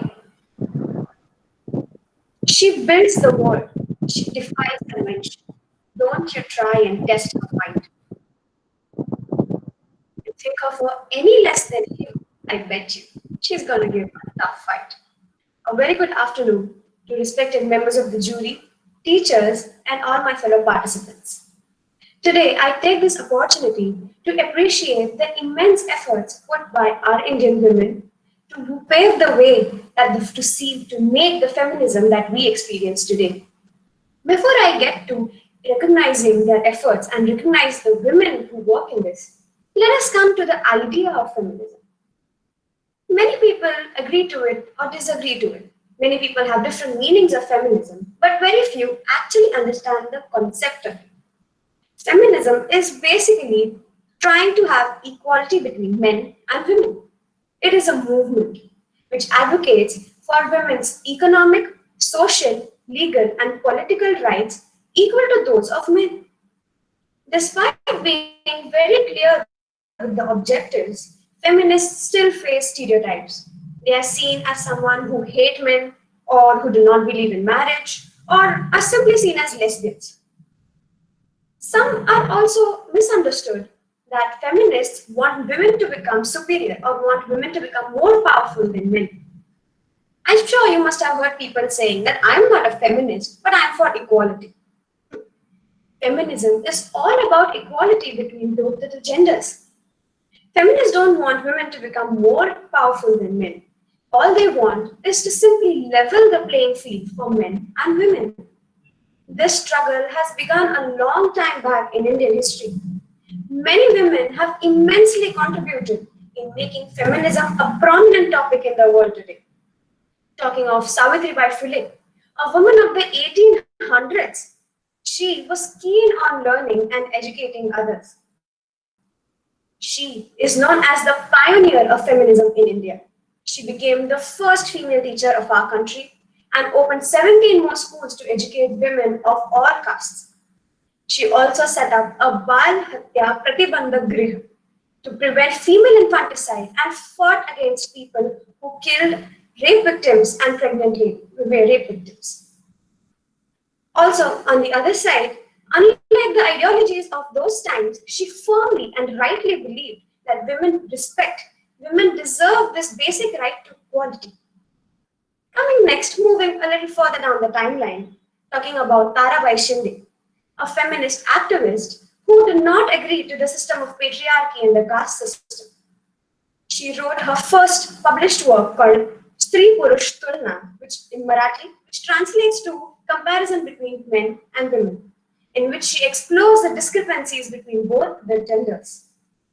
It is quite a challenging topic and was controversial in those times. Challenging Hindu scriptures, even today, is a controversial debate. But that did not keep her from fighting against the rights that they deserve. But now, in the 21st century, Indian feminism has continued to deal with a whole set of new issues, from domestic violence to rape, or even consent. That is why we have women like Indira Jaising. She is an Indian lawyer who fought, and her relentless work led her to the framing of the Domestic Violence Act 2005. She is known for her legal activism and her promotion for human rights. Also, Meenakshi Arora, who is a senior advocate in the Supreme Court of India. It was her tireless work and immense efforts which led to the legislation of Sexual Harassment of Women at Work Act in 2013. Many people think that equal and same are synonyms, but they are not. They argue that women and men are not same. Then why fight for equality? Let me tell you. Yes, women are not same as men, but that doesn't mean that they're weak, or that doesn't mean that they should be deprived of the basic rights, respect, and freedom. There are so many more women who have contributed, who have made their mark in the path of feminism of our country. But it is our partner, it is our turn to do a little bit on our part. Not just women, but men too. It is our part, it is our duty now to join women in their way, in their journey. They have a long way to go. Let us help them, let us support them to eradicate male superiority, to make sure that women are respected irrespective of their career choices, and make sure that the world becomes a safer, a happier, and more respectful for women. Let us see the world from women's eyes. And the day we do so, I'm sure we won't be too far from making the world a better place for women. Thank you.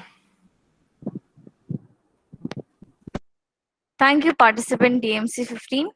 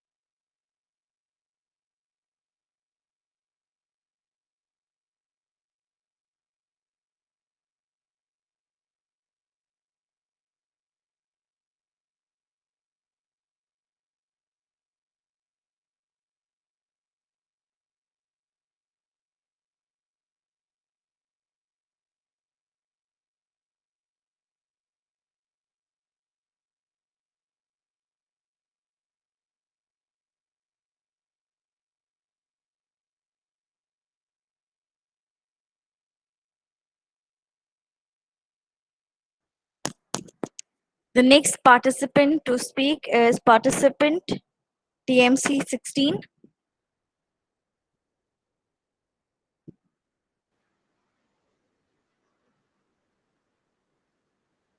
Am I audible and visible enough? Yes. Can I start? Yes, you can start. A very good afternoon to everyone present here. It gives me immense privilege to participate in such a prestigious event and share my thoughts here as DMC 16. Change is hard at the beginning, messy in the middle, and gorgeous at the end. If you cannot change it in your mind, you cannot change it in your life. These are some very inspirational and powerful quotes that tend to have a great impact in one's life. But what exactly is this change? Which change am I going to be referring to in my speech ahead? It's pretty obvious. A very drastic and enormous occurrence has been able to change, rather transform the lives of everyone. It's nothing else but the great coronavirus pandemic. A very big term, right? I mean, it sounds so dangerous, and it is in fact even more dangerous because this big biological term has eaten several millions of lives all over the world. It has nearly devastated the political, economic, and social scenarios of not only individuals but of the most powerful countries. When this virus hit the world for the first time, it was treated with utter negligence. It was assumed by many of us that it's going to be restricted to the place of its origin, that is China. But who knew that this particular virus had different plans on mind? Let's talk about our very own country, India. We Indians are quite famous for a carefree attitude. We were so assured of our immune system that instead of getting alert and taking precautionary measures with the first hit of the virus, we gave more importance to memes, to rumors, to unprotected and inaccurate facts, etc. Of course, over here, I am not including the entire country because there are many who practice and were practicing and encouraging the others to take precautionary measures against this virus. Now let's divide this particular topic into three elements or three segments. First, the introduction of coronavirus into our lives.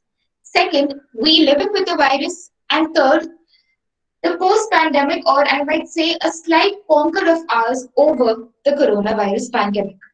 I already spoke to you all about the first element, that is introduction of COVID-19 in our lives. Let's put some light on the second element. COVID-19 brought along with it a lot of gifts for all of us. For the first time in the 21st century, we all experienced and heard a popularized term, which is lockdown. Lockdown from jobs, lockdown from schools, lockdown from social gatherings, etc., etc. Amidst this lockdown, several migrants lost their lives and their source of income. Educated and well-qualified employees were fired from MNCs because the country's economy crashed horribly. The daily wage workers were left helpless. However, to keep up the confidence levels of the public, the politicians, including the Prime Minister, got engaged in various virtual interactions with the public, as well as celebrities and YouTubers initiated several challenges on social networking sites to keep the entire nation delighted. Coming to the third element, I wouldn't say that it's a post-pandemic life because the virus has not yet been eliminated from our lives, but I would agree to it to some extent. Now, why do I say this is because, firstly, we are again introduced to a new term, that is unlock.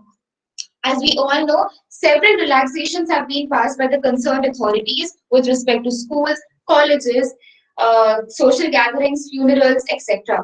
Secondly, the traders, after receiving the permission to resume their trade, as well as the opening up of the markets, has given us the feel of getting back to normal again. And our lives have actually started to catch the pace once more. But you know what? This coronavirus pandemic has taught and is teaching us various lessons. Let me share a few with you all. The first lesson is it has made all of us realize that our lives are not monotonous. Even the most unpredictable event can happen without even us knowing about it. So with this, we are mentally prepared, we are physically prepared to face any circumstances that lay in front of us. Second is the importance of hygiene and safety measures. Because with the frequent use of masks and sanitizers, it has given us clearly the responsibility to and displayed in front of us that the responsibility of saving ourselves as well as our family members lies in our hands. Third is regarding the vaccine. It has put to line all the human intelligence and technology to the maximum, as no vaccine can be delivered within such a short time against such a deadly virus. In conclusion, this coronavirus pandemic has been able to transform the mentality of all the citizens of the world. It has given us an opportunity to make the connections with the family even more stronger, to experience a different mode of teaching, a different mode of working, etc., etc. It has eventually given us a totally different new world, which is far yet to be adopted by everyone. Thank you.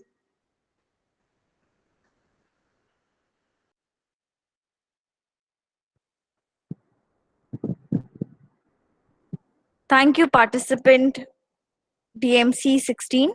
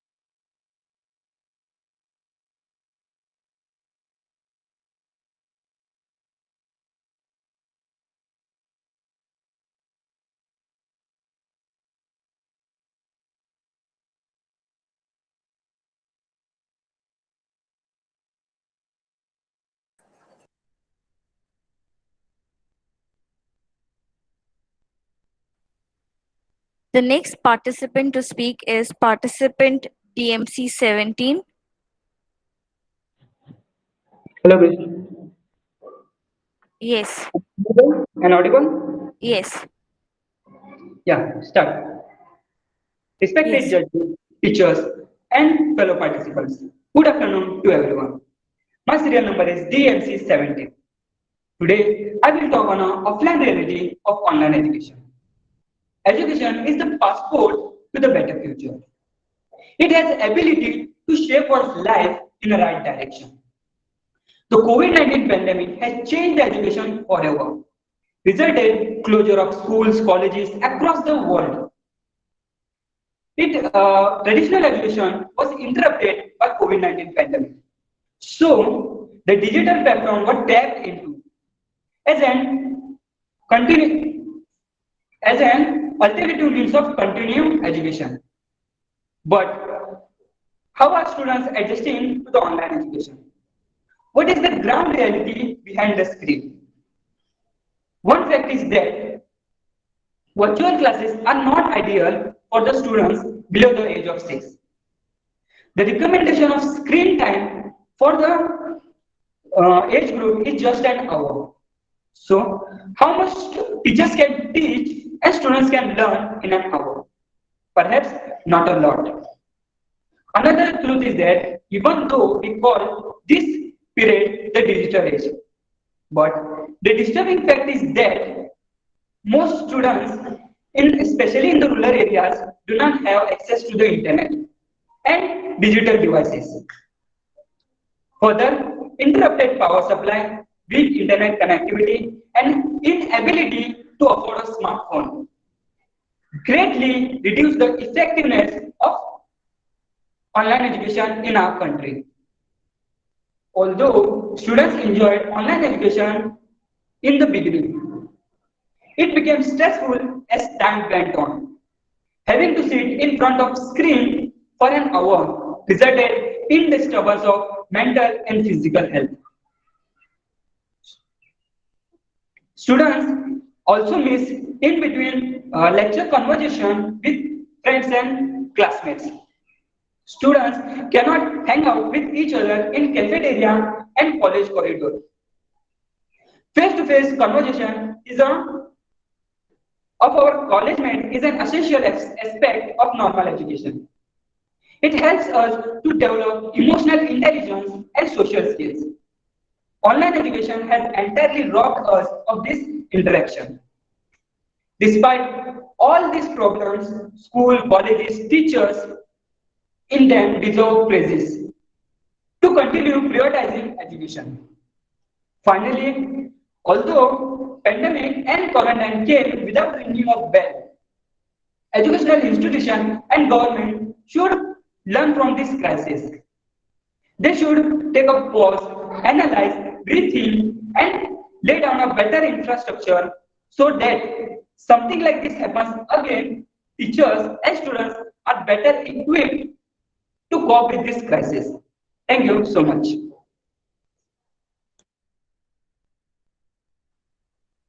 Thank you, participant DMC 17.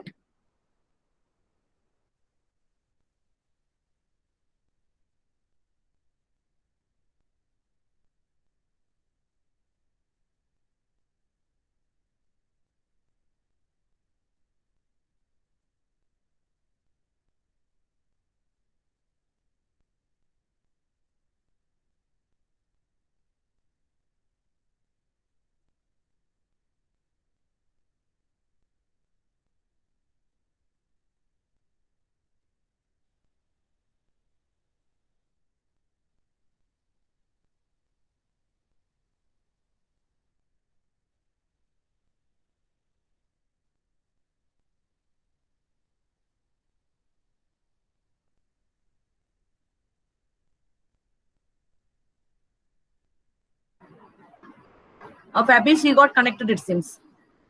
You can call 18. Yes, ma'am. Yes, the next participant to speak is participant DMC 18.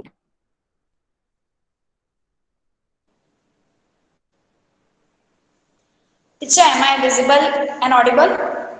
Yes. So, I'll start. Yes, you can start. Good afternoon, judges, teachers, and my dear friends. I'm participant number 18. And I stand here to speak about the Indian woman in the face of world feminism. So before going into the details, I would like to give you all a brief preview about feminism. Rebecca West said, I myself was not able to find out precisely what feminism is, but I only know that people call me a feminist. Whenever I express my sentiments that differentiate me from a doormat, the depth of truth in this saying hits us right between our eyes. Why does society consider every woman who stands up for herself or her fellow beings as feminists?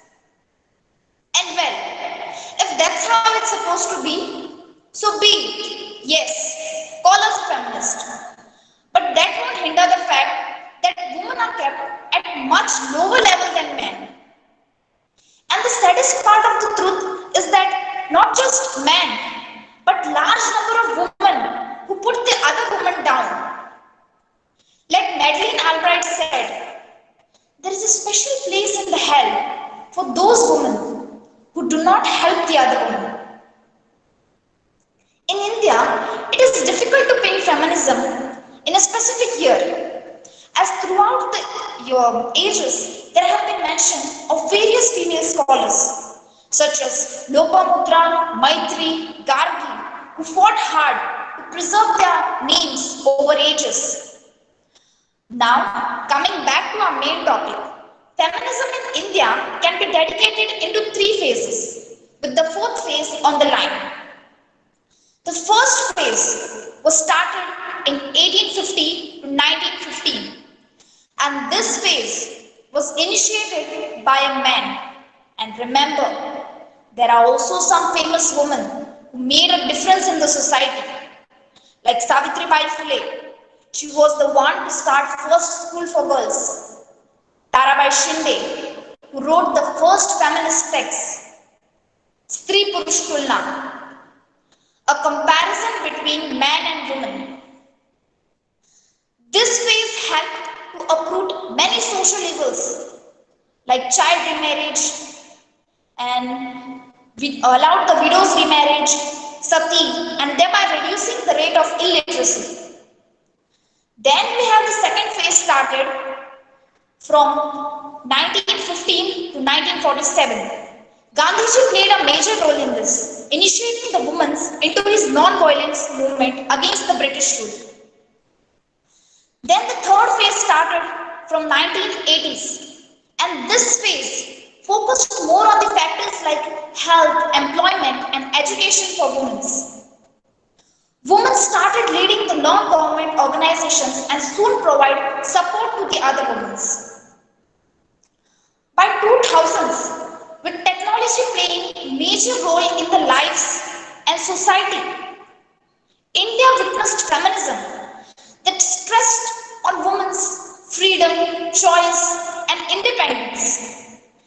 This deemed as the 4th wave. It primarily emerged in the West, but concurrently got caught on in India. The conceptualization of feminism is undoubtedly Western.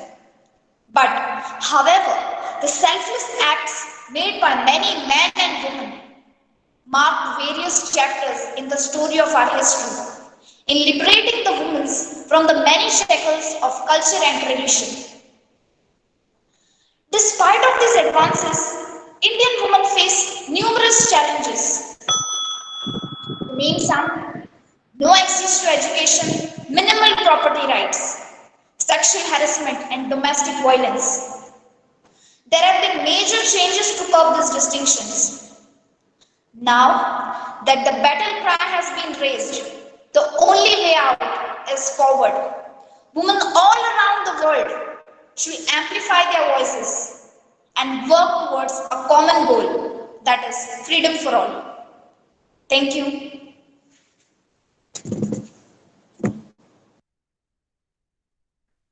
Thank you, participant DMC 18.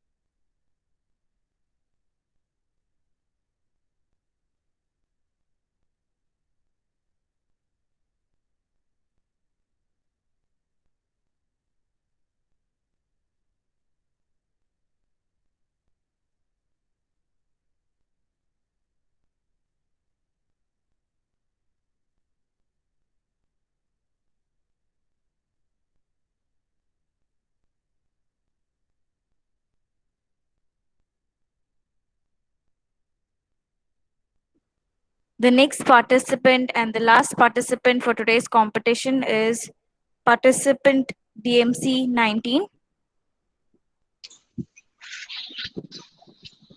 Am I audible? Yes. I'll start. Yes, you can start. Ma'am Sarika? Yes. Inspiring women who is often described. Yes, please put on. Please put on your video. Ma'am, it is on. Your video is on, Yes, ma'am. but we can't see you. Ma'am, I can is on. see her. It is on. It is on. I can see her. Okay. Then you can start. I start? Yeah. Yes. Inspired women, who is often described as one of the first modern Indian feminists, is only befitting at this point. Savitribai Phule, the woman who launched into the international amateur boxing scenario from a remote village in the depths of northeast India, who opened the vista of women's boxing in India. Mary Kom. She became a beacon of light for women across the country when she was selected as the first woman to join the Indian Police Service. Kiran Bedi, one of those most powerful women in Indian politics who rose to the position of the Minister of External Affairs of India. Sushma Swaraj.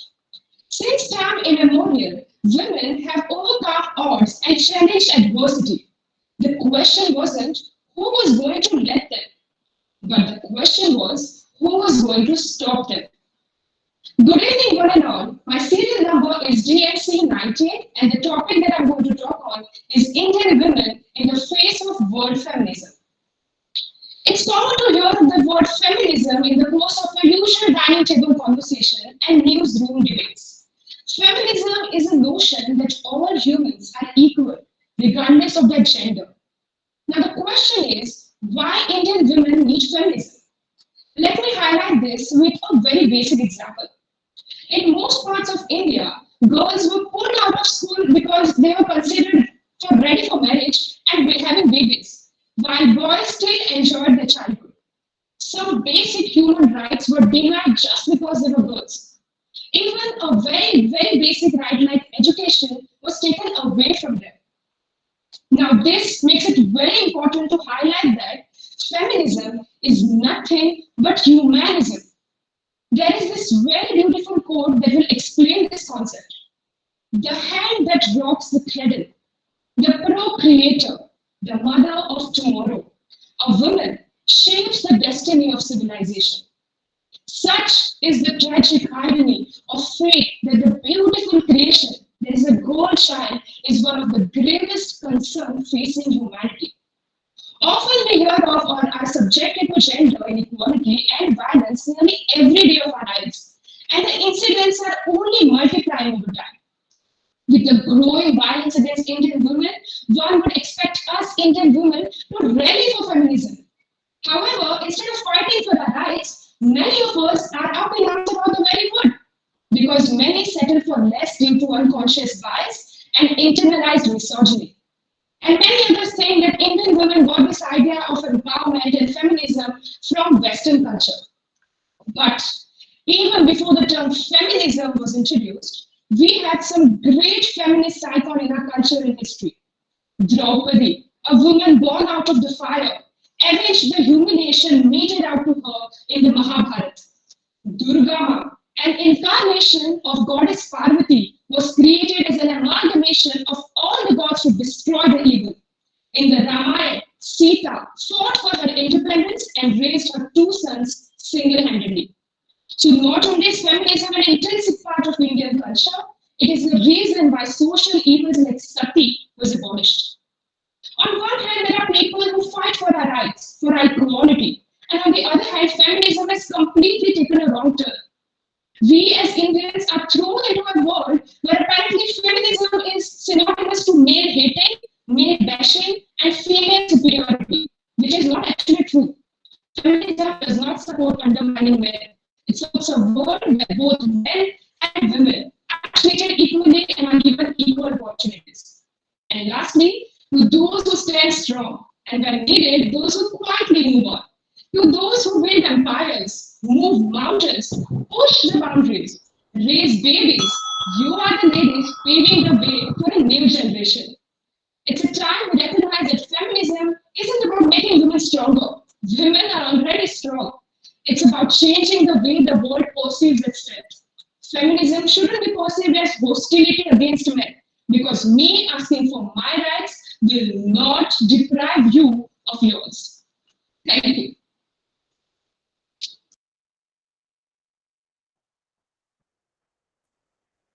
Thank you, participant DMC 90.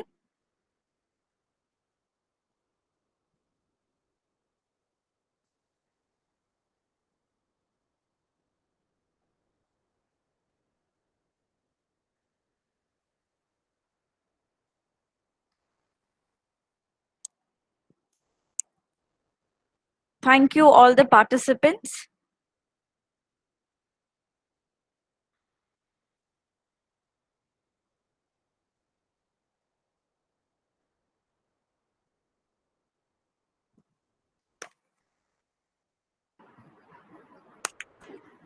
Fabi, you can ask Umesh Padmanabha to speak.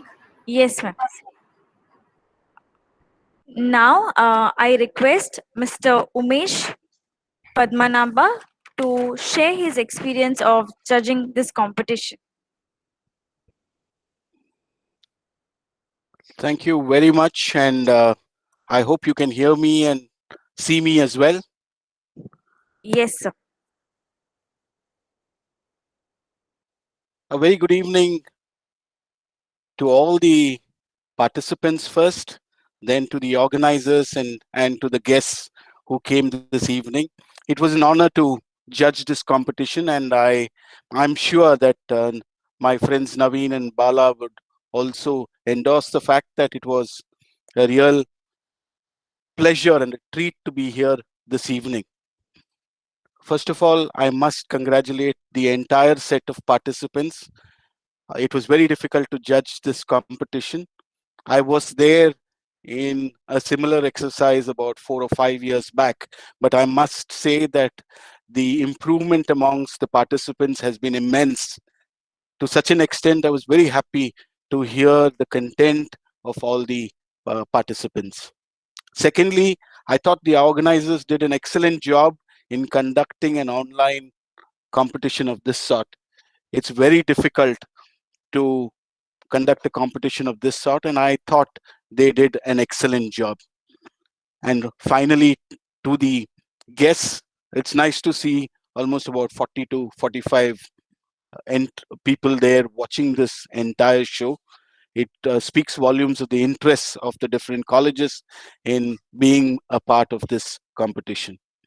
Now, I would like to address the participants because I thought I must give them a tip or two on how to really compete in an environment. First of all, like I said, I was immensely pleased by the amount of research, the amount of different varieties of quotations, and the entire exercise of preparing a speech was done by the participants. So my kudos to the entire list of 17 odd participants because two dropped out. Many congratulations. You have really prepared yourself, even though you probably would not have had the best of efforts from your teachers because of the pandemic. Secondly, my entire perspective of a good speech is a good introduction, a body, and a conclusion. And I thought most participants had this. So for the mantra of a very good speech is a very powerful introduction, a body which endorses the introduction, and finally a very good conclusion by which the person listening will endorse what you said. So I felt introduction wise, most people work pretty good. It's only that the body of the entire speech, I would only split it into different phases. I would say have good content. Second, Have some pauses in between. Sometimes when you are speaking, there was a tendency of some speakers to rush through their entire speech. Watch whether the audience has assimilated what you said. It's not necessary that you have several points, several examples.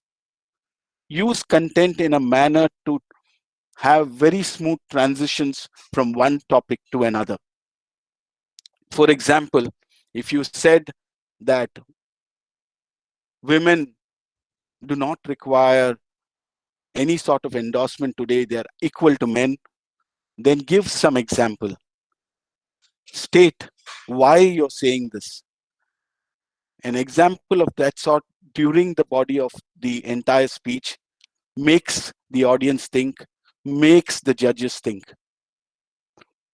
Use the entire body to reinforce what your introduction has been and prepare yourself for the conclusion. In an online meet, you do not get to see the audience. Maybe it is advantages, maybe it is disadvantages as well. For a speaker like me, I would love to see the audience. I would love to be on the stage. I'd love to see the way the audience reacted to everything I said. So next time when the pandemic goes and you're on stage, you must prepare to see the faces of 40 to 45 participants. That is what is most important. I thought most of you presented yourselves well. You had used the entire space that is there. The only thing I would like to add to this is move around a little. You have a lot of space. You don't have to stand in one place and only use your hands. Use the space. Very good speakers and very good online speakers today use the entire screen. They come from the left of the screen. Sometimes they come from the right of the screen. So it's not necessary that you stick to one particular posture. So I would endorse that some of you try out this. Maybe you can watch some online videos of very good presentations of very good public speakers. Then you will see that there is an entirely big difference. Coming to the conclusion has to be catchy. The conclusion has to be forceful. The conclusion has to be passionate. I would not have minded if the entire speech was not so passionate, but the conclusion should be. Why do you think so? Why do you think so that online classes have succeeded? Why do you think that women today are doing better than men? You could have stated today amongst the 17 participants, there were only 2 male participants and there were 15 women participants, which spoke about the way the competition went about. So there are a lot of things that you can pick up about the other speaker because you are getting to know what has gone on as you progress in the competition. There are the advantages of being the first speaker and there are disadvantages as well. There are advantages as the last speaker and there are disadvantages as well because it takes a lot of strength to the judges to really concentrate during the entire set of 17 participants. I must say the English, the grammatical point of view was quite good. I would rate it around 70 to 80%, though I still feel that some of you need to work on the diction. You really need to understand that English has to be spoken in a particular way. The accent should not come in the way of presenting yourself. Here you are given 5 minutes, and 5 minutes is a real long time. I can tell you, very good content, very good presentation can be done in 5 minutes. And that 5 minutes can be split into, like I said, the introduction, the body, and the conclusion. Use some sort of storytelling also in your content. Though I must tell you that Maybe in the online classes, you could have stated a small anecdote in your house, what happened when you were watching and your father came around and he was commenting, and the way you find online classes so difficult compared to the real classes. Use a small story in the whole thing so people remember that story. At the end of it all, when we go back, we are reminded of a few things that have happened because you all have spoken well. You have delivered when it mattered. Long before I conclude and I go back and the judges have and the results are announced, I only know one thing. There were 17 excellent participants this evening. They delivered when it mattered and they delivered good content. There were 3 topics that were given, all good topics, very strong topics. It spoke about the present scenario, one about the pandemic, the other about women, and about online classes. So I must tell you, the choice of topics were very good for college students like you. So as I wait for the tabulation of results, I can only tell you, you can improve immensely by one, reading as much as you can, writing down your speech and practicing it in front of people who are good speakers, good mentors, your English department, your teachers, and presenting yourself in a manner that will have a lasting impression on the judges. We all do speeches week after week in our journey, not only at office, but as I said, in our world of Toastmasters, we get an opportunity to speak and we all get an opportunity to listen to good speeches. And every time I listen to a good speech, I make up my mind that the next time I speak well, I speak with better content, I do a lot of research, I have a very strong opening, a very good body to the entire speech, and I conclude in a manner which will make people remember my speech long after I have finished it. So I request each of you, communication today is going to be the buzzword. If you're not going to be good communicators, if you're not going to be good presenters, if you're not going to be good speakers, you will find the world a difficult place. Every time you have a conversation with your friends, every time you have a conversation with people, you must realize that every word, every spoken word of yours makes a big impact. Every time you attend an interview, you must phrase your words in a manner that is important to you. Umesh, the results are ready. You can, if you Okay. want to speak In more, you conclusion, can. yeah. In conclusion, since I don't want to take much of your time, I must say it's been an excellent evening. All the participants did very well. It was very difficult to judge the entire show, but then there are some winners, and the winners are the ones who probably had more impact than the others. So all the very best, and keep speaking, because like I said, public speaking, communication, and leadership is what is going to take you ahead in your life and career. Thank you very much. Thank you, Umesh. Naveen, do you want to give some comments? I just want to thank the organizers for inviting me, including Dr. Shanti and the principal of the college. And like DTM Umesh, the distinguished Toastmaster Umesh has spoken, today we witnessed a brave new world. In reality, the online reality of this brave new world was that the feminists have outshone everything today. I wish the contestants all the best as we wait for the results. Yeah, thank you, Naveen. Sarika, can we take the picture of the participants along with the judges? Umesh, can you unmute your video? Yes. Krishna? Just give me 2 minutes. I will come to take the picture. In the meantime, if you want, you can announce the results. Just what we'll do, participant number BMC 1 to 7, you can unmute your video so that we can click the picture. BMC 1 to 7, please unmute your mic, unmute your video. Please switch off your videos. Audio, please switch off. Only video you switch on. All the participants can switch on their videos for a picture.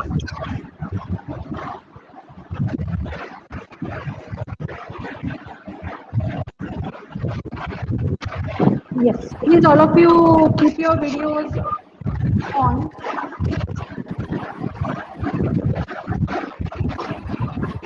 Sarika, you also do.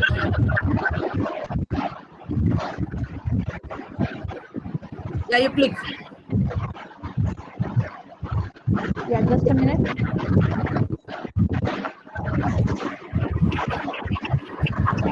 Yes. So I'm going to click now. All of you, please keep your videos on.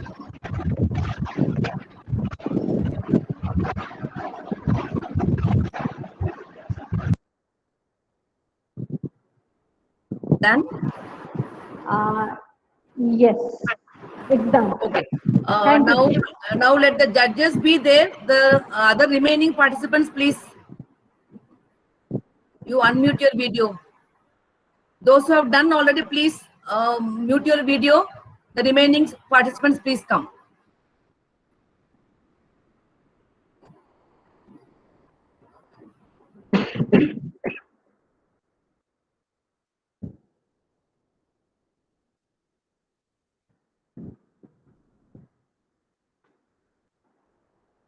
Okay, so we'll take again. Yeah.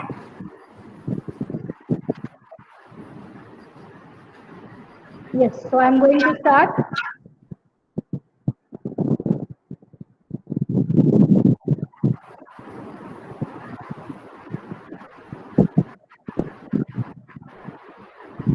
Yes, this is done for the next round. Yeah. I think it's over, right? Anyone is remaining? I think we have covered many. I think everyone we have covered, yeah.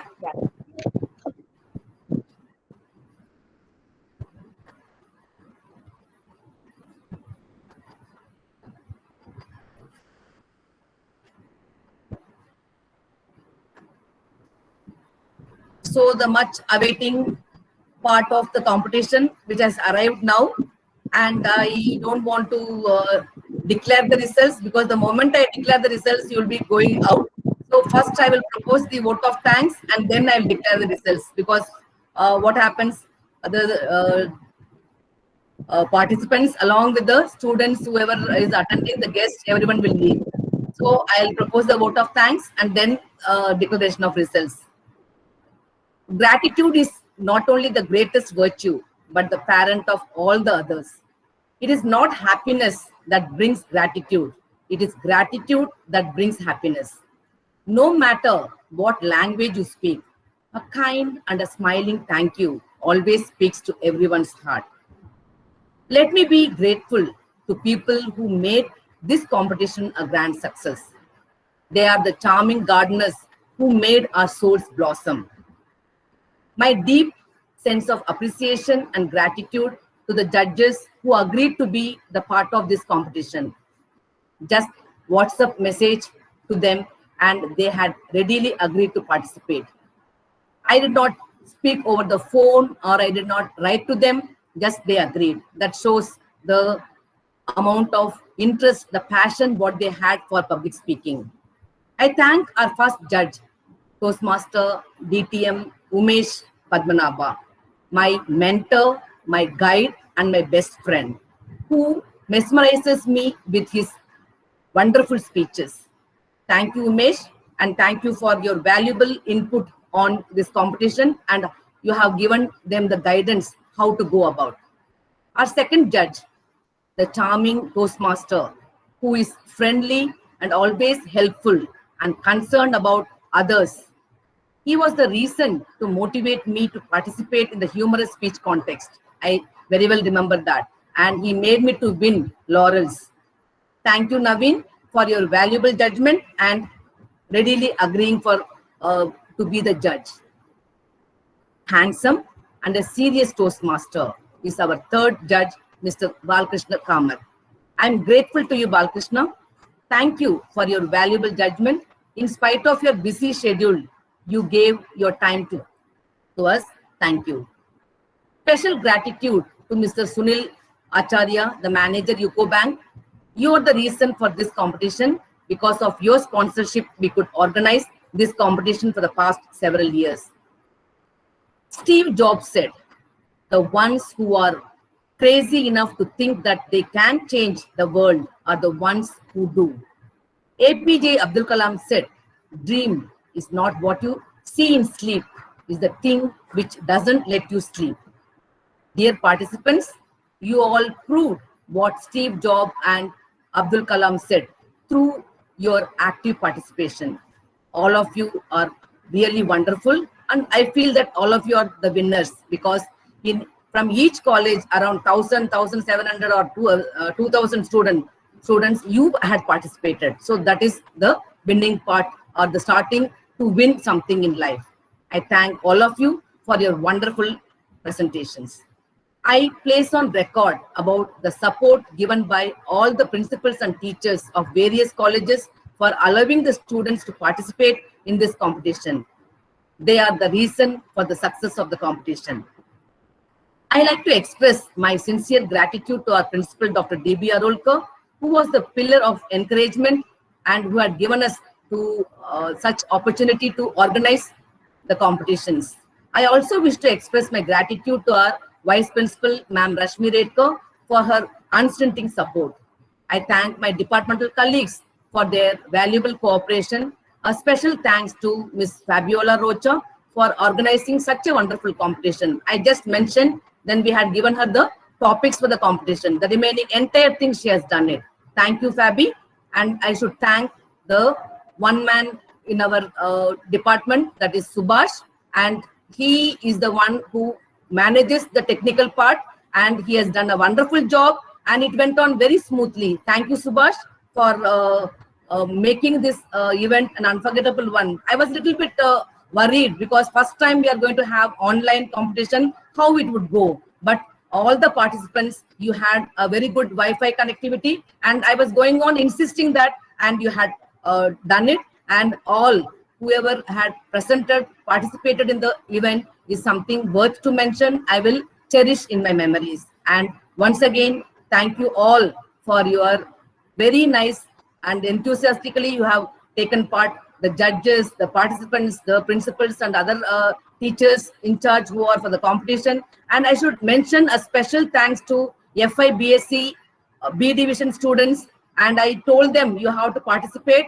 and I will give them 2 lectures attendance. I do not know whether they have come for the attendance or for taking part, because from Monday onwards they are going to have speech internal exam they'll be having. I want them to look at and witness so that they will implement whatever they have learned through these speeches, and I hope you all have enjoyed.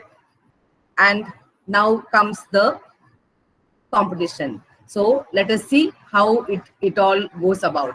So can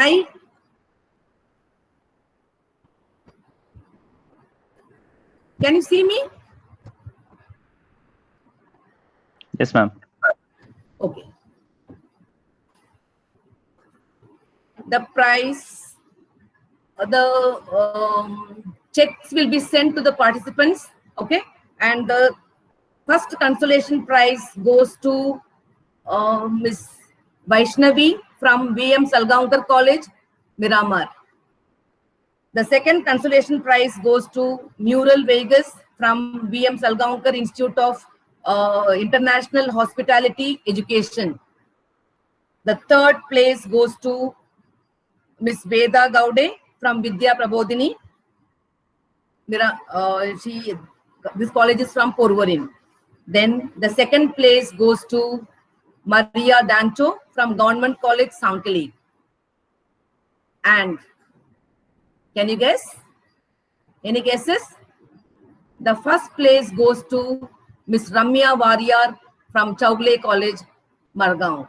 Congratulations to all the winners and congratulations to all the participants. You have done a very wonderful job. And special thanks to Umesh, Naveen and Balakrishna for enthusiastically agreeing for judging and then spending your valuable afternoon time with us. And I know that you all have a holiday today, but you have the passion what you showed. It gives us the encouragement. That is why I feel proud to be, I was the part of ICG Toastmasters, and that has given me the chance to meet many stalwarts in public speaking, and that has given me the chance. And for past few years, I am calling only the Toastmasters for judging, because I know that they do the sincere job, and I too myself do not know. Only Subhash knew the names of the participants from which college. Even I too did not know who are the participants, and it was a very straightforward and very clear-cut judgment, and the judgment was really amazing. Thank you, judges, for your valuable judgment. And over to Fabiola. Yes, thank you, judges. Thank you, Ma'am Shanti. A big thank you to Ma'am Shanti. Yes, thank you, participants, and thank you, judges. Have a great weekend. Thank you. Thanks. Bye-bye.